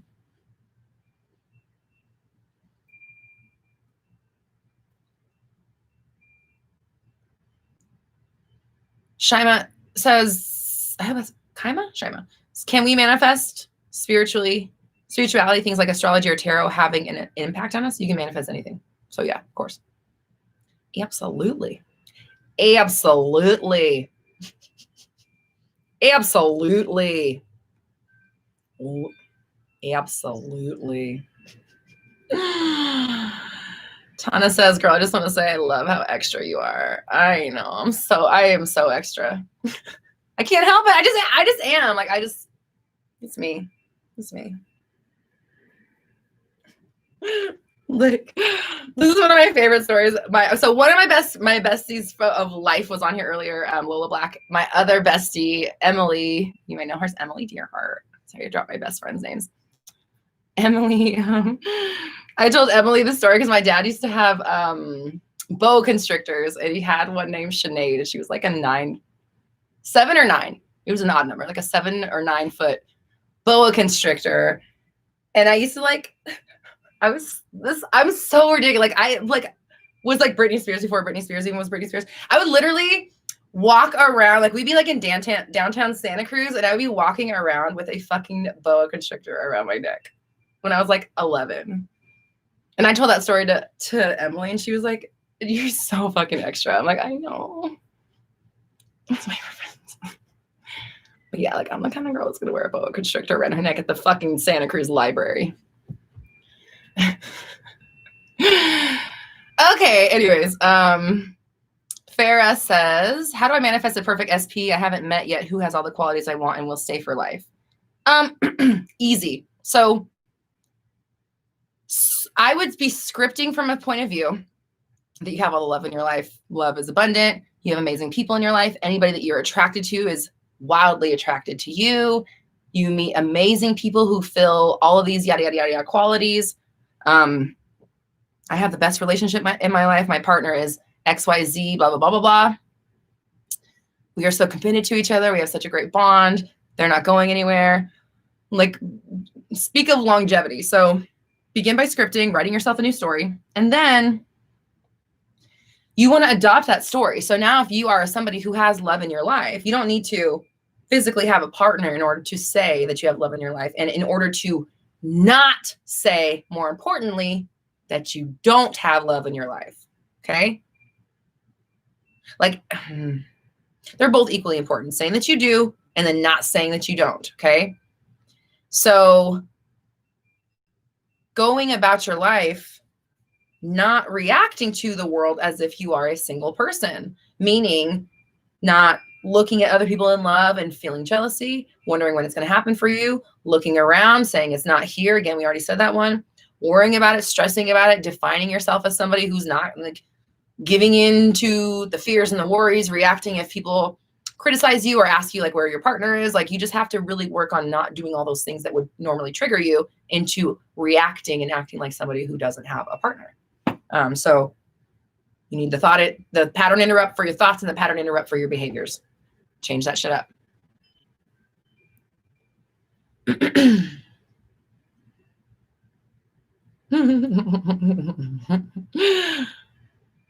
guys are cracking me. I'm just like laughing at the reactions to my fucking boa constrictor story.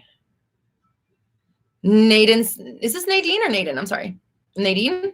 Did anyone doubt you? Oh yeah. Oh yeah. Oh yeah. For sure. For sure. Because the thing about it's like, how could they not doubt me when this didn't exist yet?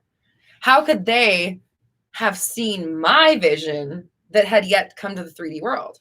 So I don't blame them for doubting. It was just more like I just always knew. And I'm reading, right now I'm reading Mariah Carey's memoir. I love Mariah. And I've always, been drawn to and resonated with Mariah just because like we have similar, like we're both mixed and look white, for the most part. And like, I just always remember like, when I was in middle school, just being like, I'm going to look like Mariah when I grow up. Like they think, I was like I was kind of an ugly duck. I was just awkward and weird. Like, again, I was walking around with a fucking snake around my neck. I was a fucking weirdo. So like I just always knew I would like grow up and be like thin and pretty and cool and like have this shit going on for me. And like, I knew I would be successful even if people thought I was weird. But like now it's like my weirdness, just what you guys are here to see right now is my fucking weirdness. So pays to be yourself because nobody else can. Like they can try to copy me. We might you might see next week and everyone change their fucking setup to look like this, but they can't fucking deliver the same kind of fire I can. And conversely, I'm not going to be able to deliver it the same way that they do, which is great. That's what sets me apart. And that's why I do me. So they can try to copy the aesthetic or whatever. Not saying that they do or anybody ever would. But if they tried, they still aren't going to get to the essence or the heart of it because that's me and my authenticity as a person and an artist. That's just, you cannot replicate it.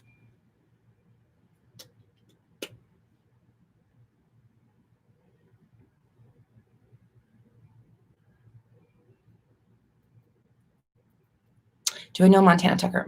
Never heard of it. Am I still in Santa Cruz? No, I'm in LA.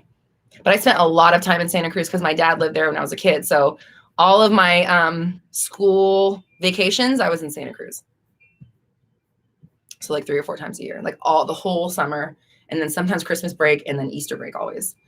Okay, Lindsay says, 2 of my siblings are experiencing some really significant mental health issues. How do we express concern without affirming it? You be there for them. Be there for them. Don't validate their issues. I'm sorry. Let me reframe that. Don't reaffirm their issues. You don't need to call it by name. You don't need to let this be the last time we call it significant mental health issues. And we don't define them as that anymore. We start seeing them and labeling them and responding to them as if they're healthy, happy, and whole. And if they're going through something, then we're there for them as their sibling. But making sure that you're not defining them as that and therefore expecting them to perform the behaviors of somebody who who has that role as well. And then of course, not acting like they do as well. Treat them like you treat a normal person. And be there for them, and don't treat them like, not the same that you are, but like, don't treat them like a burden. Don't treat them like they're a special case, a special cause, you know, that they just are your siblings. If they're going through something, I'm there for you, just like you're there for me when I'm going through something, you know. I would just try to take away the stigma and the label and the name and the worry and the expectation that things are going to be harder because of it. And just know that it's going to work out. It's getting better for them. Every day is getting better. They feel better every day. They're loving themselves more and more every day. Things just keep getting better and better every single day. Thank you, universe.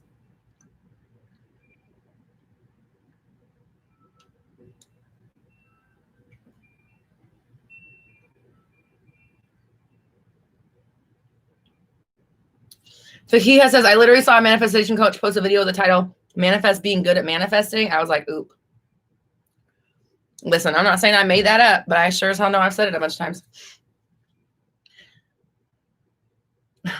And it came about from a session, so let's just say that. Whatever. You know what? I can't fucking dwell on it, man. Like, I cannot expect that, knowing that I'm a fucking trendsetter, that I will not have people biting off my shit. You know, I just like, we're not affirming it. We're not, it doesn't matter. It doesn't matter. I can't, whatever. How do we, let me rewrite this a little bit.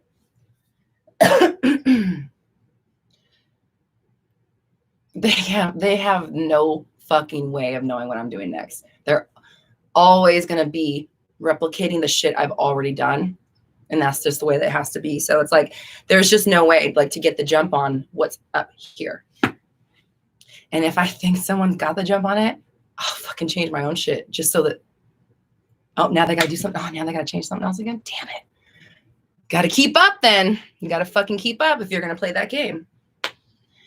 Renee says, I couldn't stop thinking of a baby between SP and third party.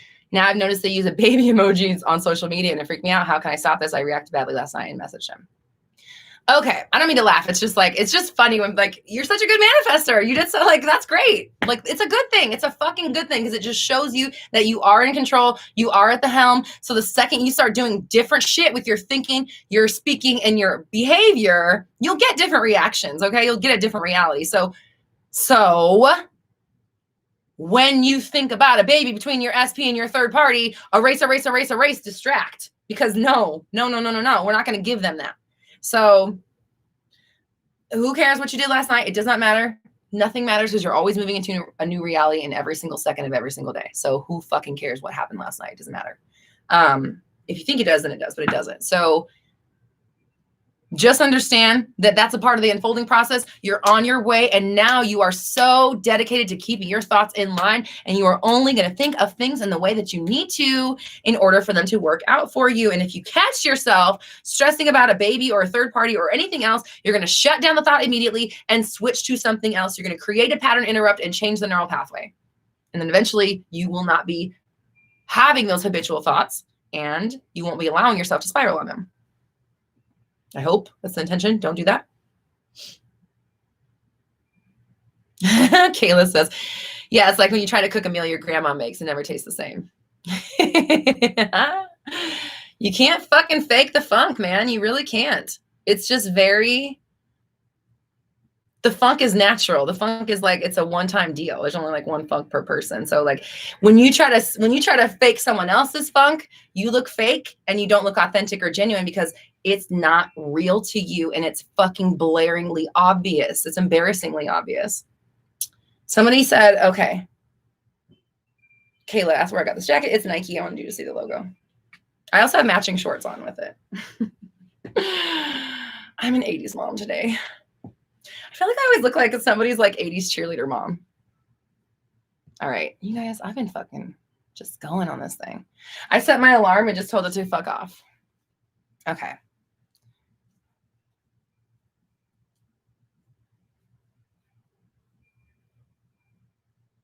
Yeah, someone's talking about social media. All I'm going to do is read Dina's comment that says no social media stalking ever, ever, ever. It's just not healthy because it's manifesting and you're manifesting some shitty shit in those moments. You don't feel right. You're not thinking right things.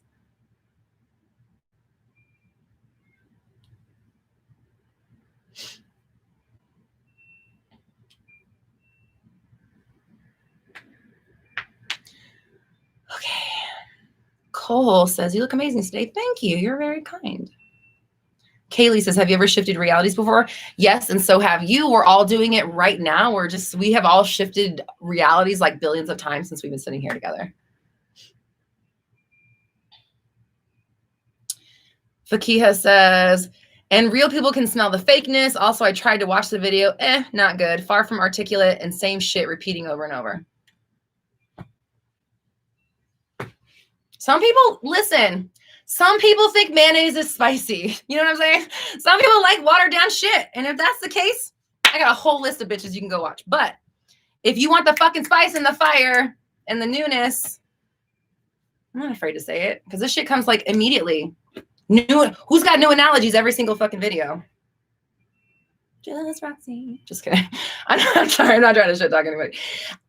You know, I love and respect the fuck out of an original artist doing their own shit. Like, I love it. I love to see originality in artistry.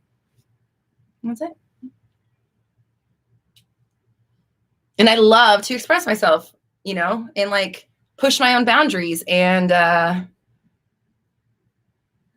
push myself as an artist. I love that. I love that. So literally, and this is the thing, it's like, if anybody's going to be using me as a blueprint, just know that like, I don't even follow my own blueprint. You know, like my idol was Madonna, and that bitch that's her whole thing was changing up constantly. So like, that's, you know, I just kind of, I don't know. That's all I can say about that. It's all good. And for the record, I don't know what video we're talking about. I have not seen it. I don't know what it is. I don't know whose it is. I'm just like, I just know that there is like, I just know that, you know, I know that there are trendsetters and there are not, you know, trend, follow, never mind. I just need to stop talking about this. All right. Hi, Kat. Pamela says that Roxy's in the epitome of a Scorpio. I don't know what it is. Hi. I know. Farah, if you have a super chat, let me see if I see one from you. Farah. Oh, yeah. Sorry, babe. Okay. Farah says, how can I use your SP course to tailor it to manifesting a new SP? I haven't met any ideas how to target the exercises. Okay. So, okay. Think of it then, not as necessarily like a specific person, but more so like a specific experience or a specific, like a template for a specific person. So you're going to create it and go through it with the idea and notions that you are creating the pattern, which the perfect person will come and fill. And so when you do the exercises, like a lot of them are about you too. They're not all about the SP because obviously, you know, you are the main deal here. You're the one manifesting them. So it's you that matters, not them. So, so when you do the exercises about the person, just know that when you're intending it, you're like, I'm creating the perfect person for me, or I am, you know, writing the blueprint or creating the blueprint or creating the mold for them that they will, of course, naturally slide and fit into perfectly because that's what I'm intending for and that's what I'm creating.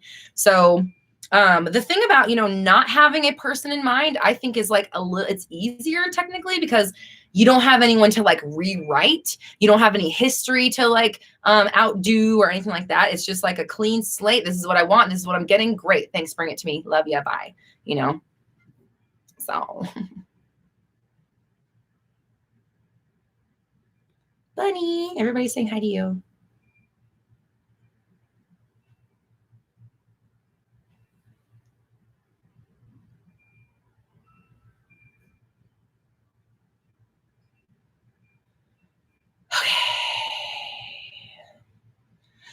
Kim, how do you know your manifestation is coming? Say that it is.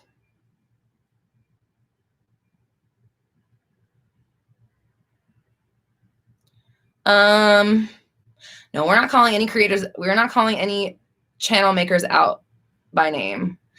That's not my deal. I may have my opinions on things that I'm not afraid to express. I choose which ones I do express, but I'm not going to be over here bashing people. Certainly not fucking publicly. And I would never send my fucking people after someone. Never, never, never, never. I'm a 37-year-old woman. You know what I mean? Like, if I get salty about people being super fucking influenced by me, that's on me. But would never publicly talk shit about somebody or send people after them. Not cool. Not cool at all. Not fucking cool. I'm not about to weaponize 70,000 people. I would never do that. So anyhow, we'll just everything's fine. So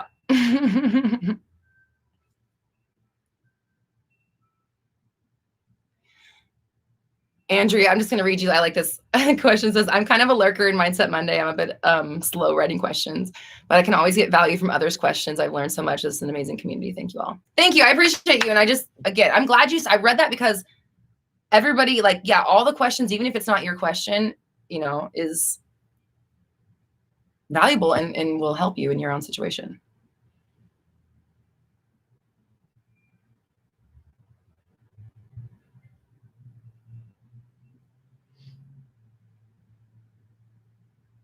Armando, thank you so much for the super chat. Says, Roxy, the beautiful bridge of incidents is amazing.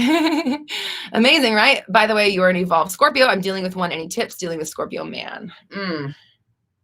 I only had one Scorpio relationship with a guy, and it was not.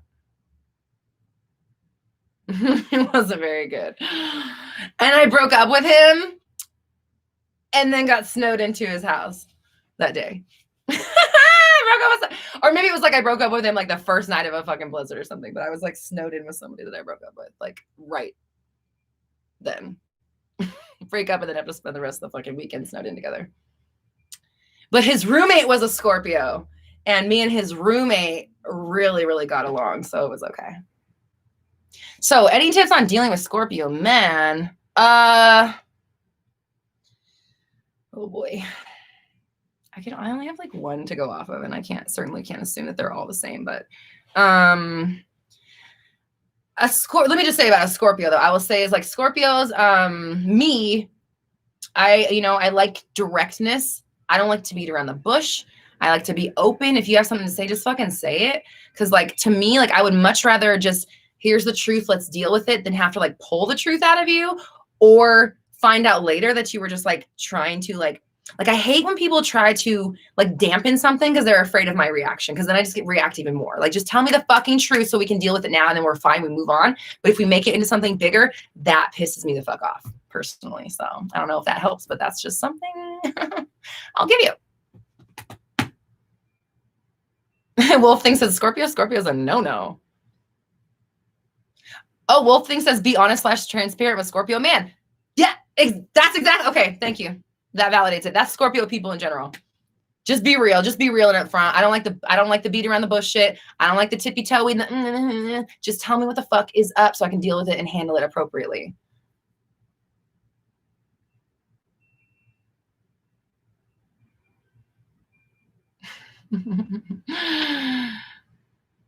Z-Booksy says, how should I manifest to be fully fluent in Japanese? Just say that you fucking are. And then let the rest take care of itself.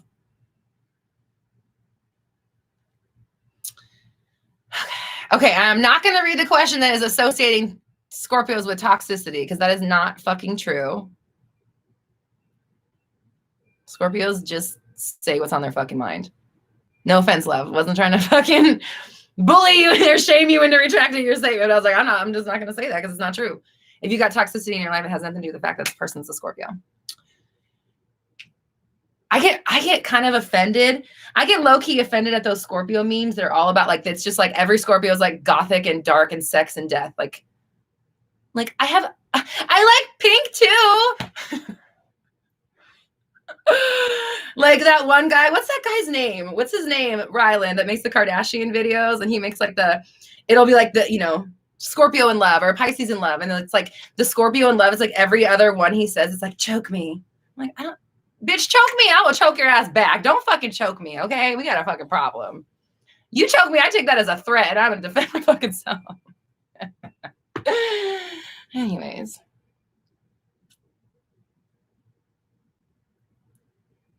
Kayla, yes. Appreciate you and Fakia and everybody in the Facebook. You guys are very sweet. By the way, if my phone dies, if Facebook just cuts out, it's because my phone died. It's like on like 2%. So we'll just let it. We'll just ride it till the fucking wheels fall off. Benny Drama. Yes, Benny. That's the guy. He's funny, but I'm just like, no. Interview me and we'll talk about what Scorpios are really like. And then you make your little video, okay? Loki says, Roxy got to have some fire in her chart. Yes, I'm a Leo rising.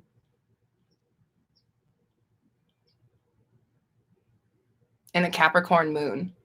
I'm just set up to be a bitch.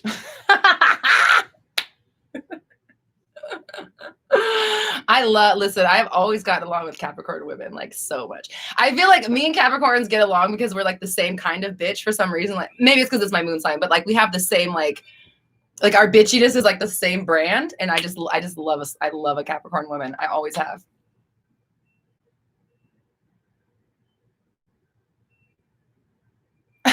Pamela, thanks. Pamela said my laugh sounds like Nicki Minaj. Thank you. Thanks. Okay. So this is that point where it's like, I'm just like talking to friends right now. And like, I should be filming my podcast. And it's like been 2.5 hours and the alarm clock went off an hour ago. We're still here.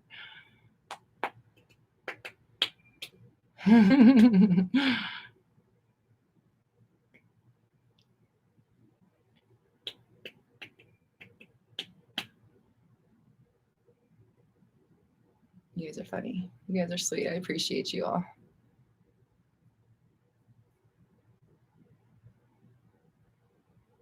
Okay. All right. I think I'm getting to that point where I can't answer manifestation questions anymore. Yeah, I got to close the lid on my manifestation bucket so I can film my podcast. Sorry, guys. Is there anybody here that is a Scorpio sun, a Leo rising, and a Capricorn moon?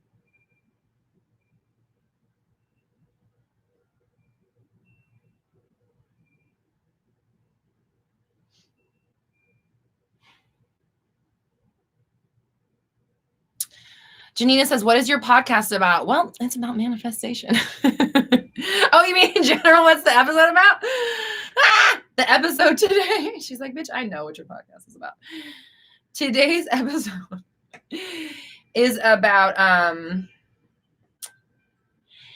talking about uncertainty. Oh, Facebook's gone. I'm talking about uncertainty and kind of what to do when you feel lost. Like it's kind of about like feeling lost. And I need to change the title. It's like I titled it something and then I end up writing about something completely different. I'm going to change my notes real fast.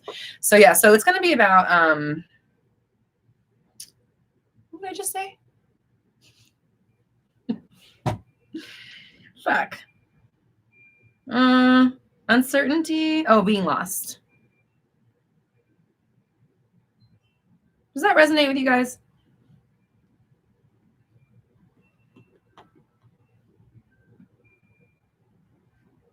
Okay, we saved it. All right.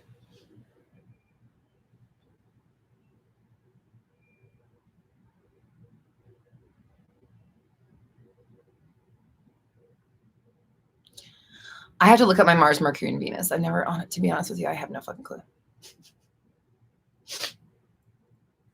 Wolf thing, we're pretty close.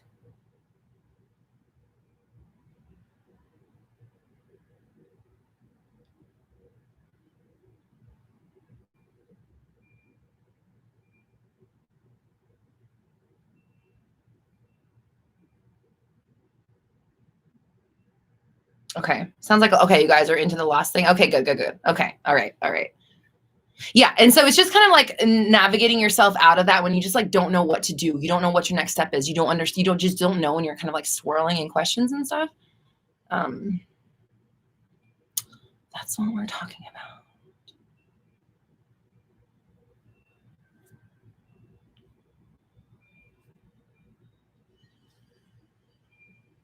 Do I watch any tarot readers on YouTube? Yes, I do. Stargirl. You know, actually, hold on. Let me back up because my new favorite is Aphrodite. I love him. Love him. Aphrodite, B. Lucille, Gem Goddess. I just said her fucking come. What was I just said it? I just said I can say it. Fuck. What? I just said it. Stargirl. That's what it is. Those are the ones I watch.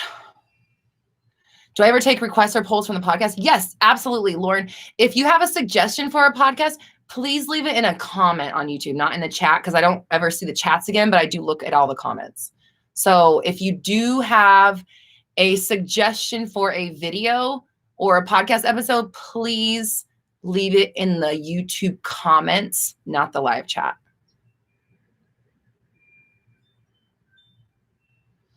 Will you also talk about what to do in the heat of the moment when feeling lost or triggered? Okay. That'll be our Dear Roxy question. I like that. Let me just put that in my little notes here real fast. Okay. Okay, where are we? Here we go. What did you say? Where the fuck? Okay. Sorry for my linky. What to do in the heating? What to do in the heat? The heat of the moment when feeling lost or triggered. Okay. Okay. Thank you.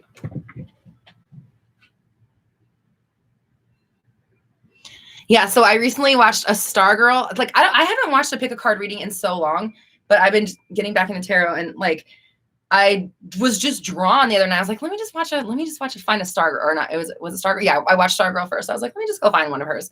And I picked her most recent pick a card, and of course, dead fucking on, as it always is. And then I was like, well, I better go see what Gem Goddess has to say. I went to hers immediately. Same fucking reading. It was so annoying. I'm like, not annoying, but yeah, like, okay, I hear you. I get it. I got it. Routine. Do your fucking scheduling, bitch. But Affirmations, I'm just obsessed with his video. I like pop culture and celebrity stuff, and obviously true crime. So he's combining that with with cards and stuff. So I'm very thoroughly enjoy it, as well as B. Lucille. But B. Lucille doesn't have as much content as I would like her to have. So Affirmations, I've just been kind of like digging into his stuff. All right, Natalie, I'm going to read this one last manifestation question. Why are my manifestations working when I believe it all? Because you say they're not working.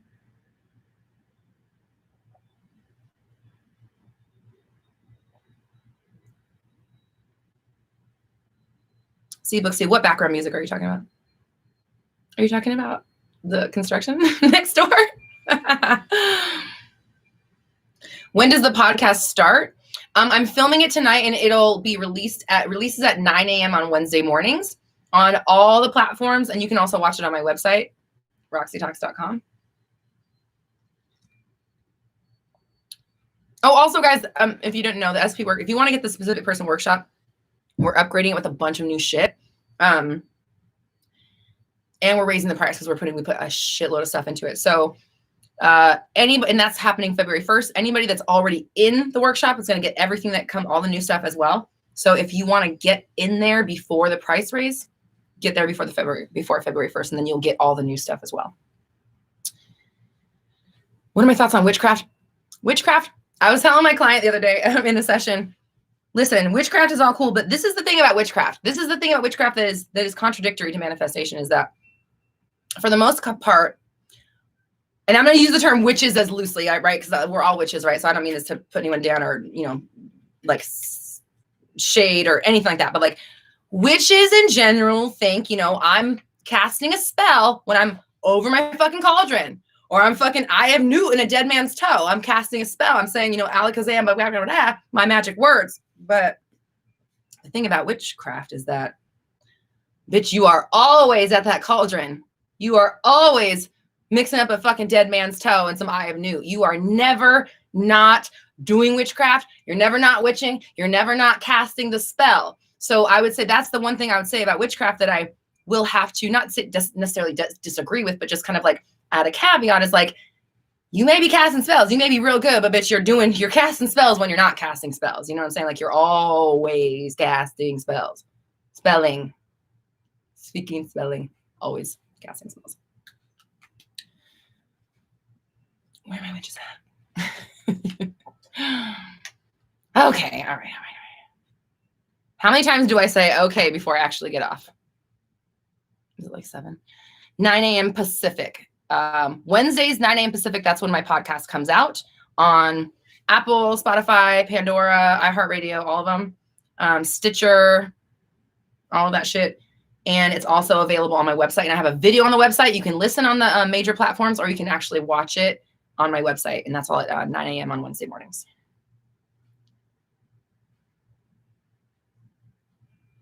Oh, someone was saying wind chimes. I do have wind chimes out there, but I also have there's construction going. It's like so windy, by the way. It's like torrential winds right now. Is that a thing? It is now. Okay.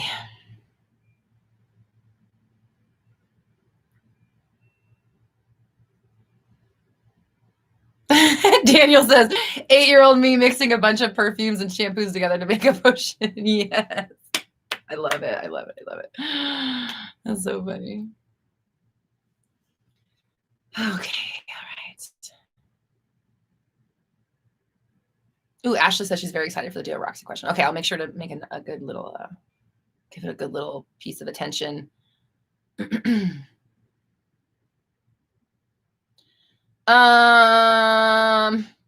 Zbooksy, no. Wolf thing, advice for starting a podcast.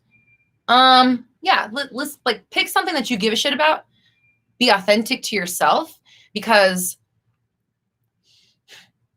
like, okay, the reason why the people who resonate with me resonate so much is because like I know what I'm talking about. Well, let's take, obviously, like I know what I'm talking about off the table. Let's talk about like the way that my branding works, right? My branding and the stuff that I'm into, I can express myself as an artist and talk about whatever the fuck I want to talk about, because I have attracted an audience of people who are into the same shit that I'm into. And that's why like my branding speaks to you guys, because we like the same shit. So whenever I talk about anything, it doesn't matter, because I'm talking to an audience of people who are already on the same page as me. So whatever you choose to be your topic of your podcast, just fucking lean into it. Throw in your own personality as much as possible. Throw in your own stories. Don't be afraid to talk about personal stuff. Don't be afraid to talk about the podcast itself. Like, go meta, talk about being on a podcast, you know, talk about starting a podcast on a podcast.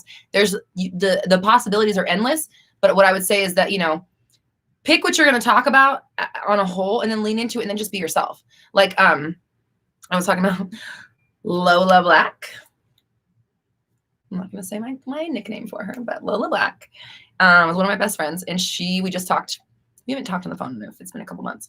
So we talked the other day, and I was like she was just telling me a story about ghosts in her house. And I had already been telling her she needs a podcast, like the whole conversation, because she's a musician. And like with COVID's, like she was playing live shows all the fucking time. So now that COVID's hit, like she doesn't really know what to do now, because her band's like, you know, it's like a live band's metal. So I was like, bitch, you need a fucking podcast. So I'm trying to get her to start a podcast. And she's like, I don't know, I'm so weird. I love true crime. I'm like, true crime has the most rabid fucking fan base. I was like, you're funny and pretty and cool. And you're like, you just you talking about things in general is going to be interesting. And so later on the conversation, she's like telling me about this ghost in her house who's like mimicking her voice through her Alexa. And it's like playing her voice in other rooms, and like playing her laugh back to her when she didn't like laugh at, she didn't say, hey, Alexa, ha, ha, ha. And it responded with her with a laugh in her voice. She's telling me the story. And I'm like on the phone feeling like I'm listening to a podcast. I'm like, bitch, you need to write a podcast. And just have a podcast. Turn your mic on and fucking speak, because you are interesting. And I'm interested in you. We're friends. So we have a lot of the same similarities. So what you're excited to talk about is going to be exciting to me, because we like the same shit. So again, just be yourself. Like, it all comes down to being super authentic to you, because number one, it keeps you passionate when you're talking about stuff that you actually care about. And two, like, if you don't know what to talk about, just talk about yourself. Talk about something you like. I could talk about My Little Ponies. I could have a whole episode about My Little Ponies. I motherfucking might. No, I'm like, my wheels are turning. I'm like, what would be in that episode? But again, it's just like, you know, I need to tell her that people are already, you guys are like, oh my God, chills. Yeah. Samantha says, today was the best day of my life. I love and appreciate that. And I think you should say that every single day, even if it's not, because that's a great affirmation. Oh, she said it again. Yes, I love it. I love it. I love it.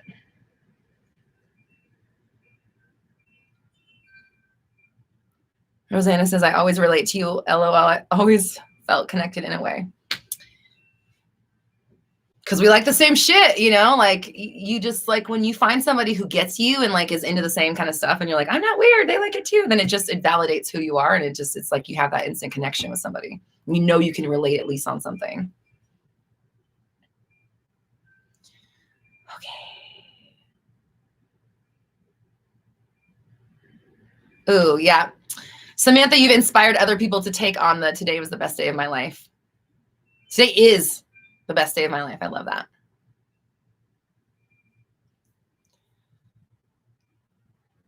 Okay. Do I watch Bahati Life? Oh, you know what? I have, but I forgot about her till just now. So thanks for reminding me.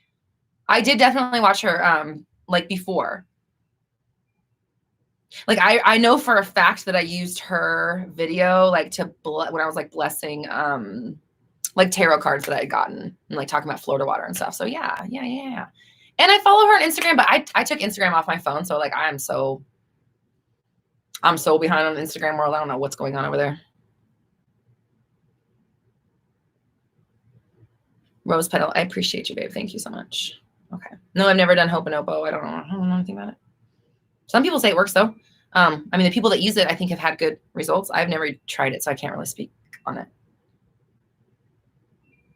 Guppy says I would mix grass and ladybugs together and call it a potion. Yes. That's so funny.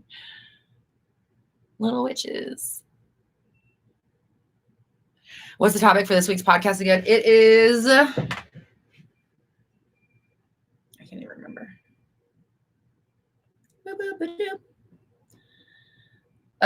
Uncertainty and feeling lost and navigate. Actually, okay. Interesting. Because remember you guys, somebody asked, the Dear Roxy question was, what do you do in the heat of the moment when lost or triggered? And actually, remember how I told you guys like that I started writing it and it became something else? The actual original title of it was Navigating the Ups and Downs. So that's like what I originally was going to talk about. And then I put it to uncertainty and feeling lost. But obviously we're going to be talking about navigating the ups and downs as well, because that's on the fucking. Why did my lighting change so drastically? Why are we so warm? The fuck? When did that happen?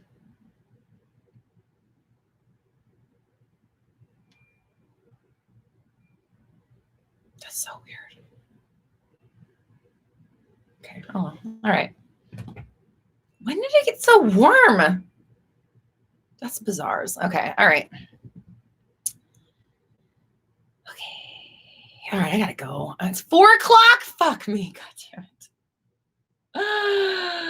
Oh, it is the ghost, huh? Oh my God. All right. Alejandro said I switched realities. Shit, we're even millions more millionaires now. Yes. Can we get a clothing line? Yes, absolutely.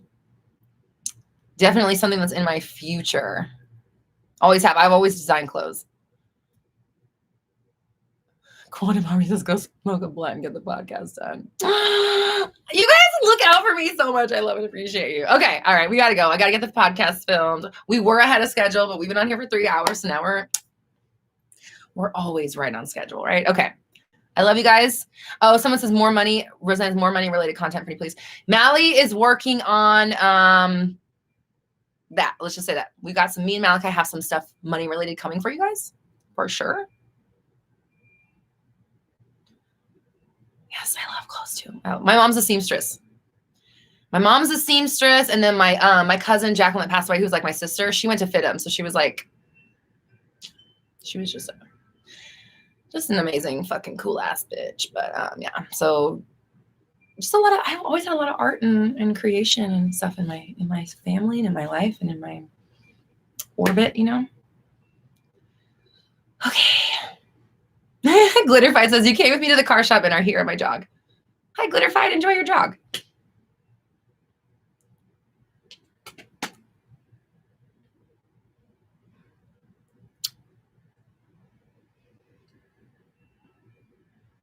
Simeon, I'm just going to answer this real quick. How do I not get tired of persistent affirmations when it's taking so long? Switch them up. Add some more to your what's the word I'm looking for? Repertoire, and fill it up, and so you have other things to say, so it's not so like repetitive.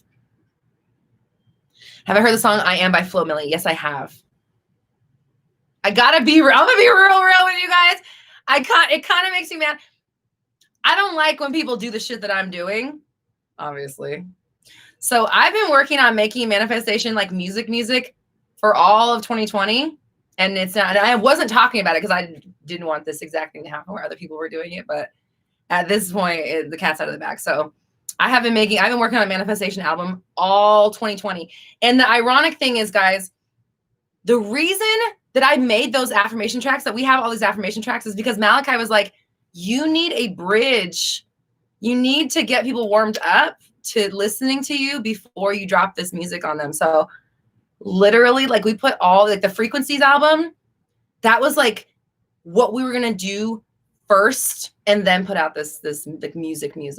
But then it ended up just being like, it was such a hit. You guys like loved those affirmations, which I appreciate. Like, we had no fucking clue that those affirmations would be so successful. And like I said before, like I have like $300 in my iTunes account now, or not iTunes. It's like it's TuneCore. It's like where you get your CDs from. You make your CDs, but like, that's like the most money I've made off of streams my entire career as a musician, and it all happened in 2020. So like literally I had made like $50 off of streams from like 2014 to 2020.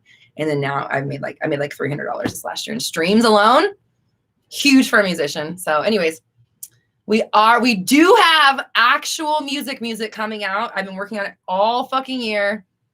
It is coming out. Yes, I've heard the song by Flo Milli. It is cool, but it pisses me the fuck off because it should have been mine first. But no shade to her. Like, congrats to her. And everybody loves that song. And I hear people talking about it all the time. And I'm just like, could have been me. It's okay. It's not going to make my music any less amazing. It's just, I really wanted to be the first. I like to pioneer shit, if you guys can't tell. Anywho, all right. Okay, and Bruja, please, affirmation songs like the Best Case Scenario remix. Already in the pipe. In fact, there's probably a couple I need to listen to that he's already done. So we're making a whole album of that. Because that's stuff that he can do without me. The reason the album's taking so long is because I work all the fucking time. And so for me to have like writing and recording sessions is just, it's hard for me to get like a lot of traction made just because I'm so busy all the time. But otherwise the album would have been done already. But it's there. We're working on it. It's going to be great when it comes out. I was just working on it last night, and like, it's really coming together. I can't fucking wait to show you guys. But in the meantime, he's doing remixes exactly like the Best Case Scenario song. So we will have some of that. We're also making an album of just subliminal versions of all of our affirmation tracks. So it'll be all the affirmation tracks with no words. They'll be like low enough so where you can't hear them audibly, but they'll be in the mix. And then we're also making we're going to make a money oriented one as well, like a little mini album. And then, yeah, we have the big affirmations album. I can't wait to make the manifestation music. I'm so excited. Okay. Fakia says, imagine if Roxy becomes a pop star with her album. Bitch, it could happen. It could happen. I don't know what I'm going to do with it yet. Like, I haven't decided if I want how much I want off of that, you know? I don't know. It'll be whatever we say it is.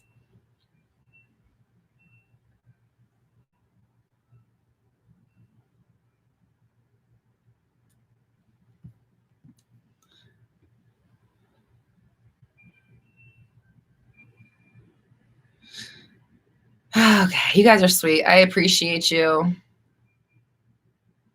I thank you. I need to get the fuck off of this thing so that I can fucking make my podcast for this week. Yay. I'm so excited. I appreciate you guys are also awesome. Thank you. You're so supportive and kind and really, really, really.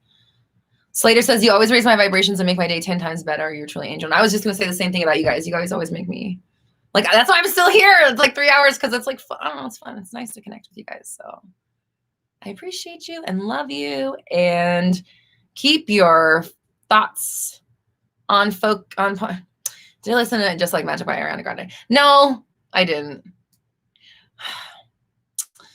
I have a weird thing with Ariana, to be real honest with you guys. She's very talented. She's one of those people where like I get annoyed because again, it's the same thing where it's like her aesthetic, like people are like, oh, it looks like Seven Rings lighting. I'm like, I've been doing this lighting since like 2014, but okay. You know, like it's just like I like to be original, you know, and so with Ariana, we have such similar tastes and aesthetics that it pisses me off that she gets there before me, right? That's the real truth. I'm just like, because like I don't listen. I mean, I don't really listen to her music, but like her as like an artist, like visually, she pisses me off because it's like 60s. I've been obsessed with the 60s my whole life. I grew up listening to oldies, like, you know what I mean? Like it's just like, so you know, she comes out and she's got the hair and stuff, and then like her Seven Rings videos, like all the lighting, I've been like fucking doing that forever. I'm just like, I mean, yeah, it's cute. I've fucking been doing this shit for years. So it's not that I don't, no, that's all. It's nothing bad. I just, you know, it kind of pisses me off sometimes. But I don't like seeing ideas that I have up here out there that aren't mine, right? It just because I'm an artist. And so like, I like to pioneer things. And if someone gets there first before me, it makes me a little salty. So.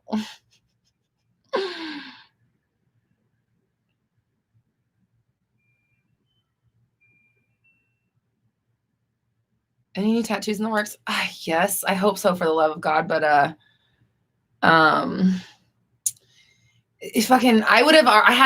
had tattoo sessions that got canceled because of COVID, like some that were already set for 2020. Getting my fucking this part of my knuckles done. Oh my God.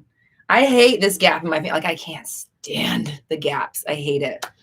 And then I'm getting this whole sleeve redone because this person fucked my shit up.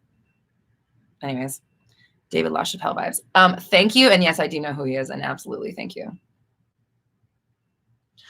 So Saul was like, plot twist, Roxy and Ariana on track together.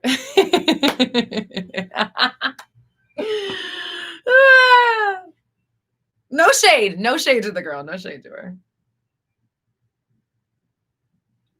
But like when they did the song with Mariah, I was like, yeah, Ariana and Mariah are singing, but fucking Deja, did you hear her part? Did you see her goddamn dress? Did you see her ass? Like, I was like, why is nobody talking about Deja? She's just so fucking, anyways.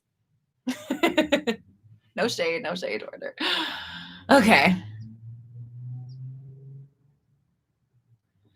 Amber says in her movie on Netflix, she mentions manifestation before the performance of Seven Rings. Oh, that's cool. Yeah, I'm sure she's a great manifestor. Look at her fucking career. You know?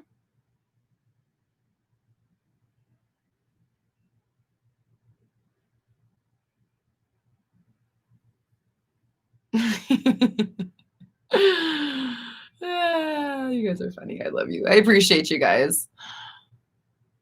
Drake Mansion manifested. Listen, I'm sure every fucking powerful celebrity knows about manifesting. That's why they are where they are. I would be more shocked to hear a celebrity didn't know about manifesting in some way, shape, or form. Gina says Jennifer ate that performance up. She sure fucking did. Oh my God. She blew my ass away. And I was just like, why is nobody talking about her? Like she's fucking great. But I mean, maybe they just expect her to be incredible. That kind of makes me mad sometimes. I'm like, I feel like she gets forgotten a lot sometimes. And I'm like, hello. One of the greatest voices of our generation.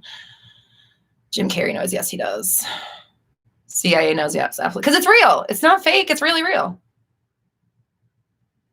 Okay. All right. I said okay, I think the 7th time now, right?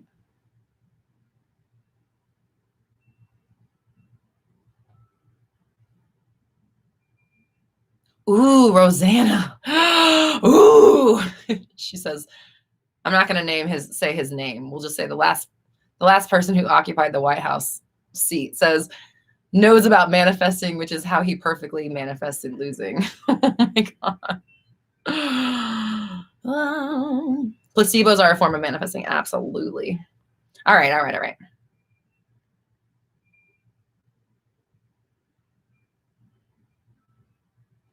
Ooh, Z Booksy says, I feel like many celebs covered up as Christianity to not let the cat out of the bag. Oh, interesting. Jesus says, no, I know about manifesting, which is why I perfectly manifested him losing. You weren't the only one.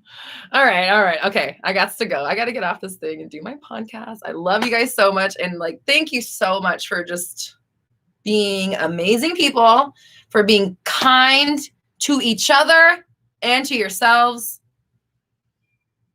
Life is great. You know, like we just all good things if we intend them to be, and keep our focus there, you know, just knowing that no matter what happens, good things are still coming our way, because they always do. They always do. So of course I expect them to continue. Yes, Pamela, I love it. Life is amazing. Yes. Okay, I love you guys. Z-Booksy said a badass CEO. Thank you. I love you guys. You're so sweet. Okay. All right, I'll talk to you. Yes, I was an atheist. Yes, I was an atheist. Hardcore. So the fact that I'm fucking talking about this as like a business, like I've put my whole life into it. Just know that at the very least, I 100% stand and trust what I'm talking about, because I would be doing something else with my life. Not that I don't love this, of course, but like literally I would just be doing something else, because I do what I'm passionate about. You guys know that, right? Like I follow my passions. I do what I want. So if I didn't fucking trust and believe in this, I sure as hell would not be. I just wouldn't. I'd be doing something else. So at the very least, like, at least you're listening to somebody who fully, truly believes and stands by and practices what they preach. Like I do these things every day myself. I'm working on my own triggers. I still have stumbles, but I work through them just like everybody else. And if I catch something, fuck yeah, I caught something. If I don't, get it next time. No worries, you know? Okay. I love you guys. I appreciate you. Serena, thank you. This jacket has matching shorts as well. I guess they're kind of bunched up around my ass. We got matching shorts. Can you see them? I'm wearing a little tank top too. This doesn't look very cute when you stand up. Okay, but it's cute. There are shorts though, if anybody asks. All right. I love you. I appreciate you. And you got this. You can do it. Our lighting came back. That was fucking weird. Okay. I love you guys. Have a good one. And my bathtub. Yes, our bathtubs are all full of money. Thank you. Love you. Have a great Monday. Bye.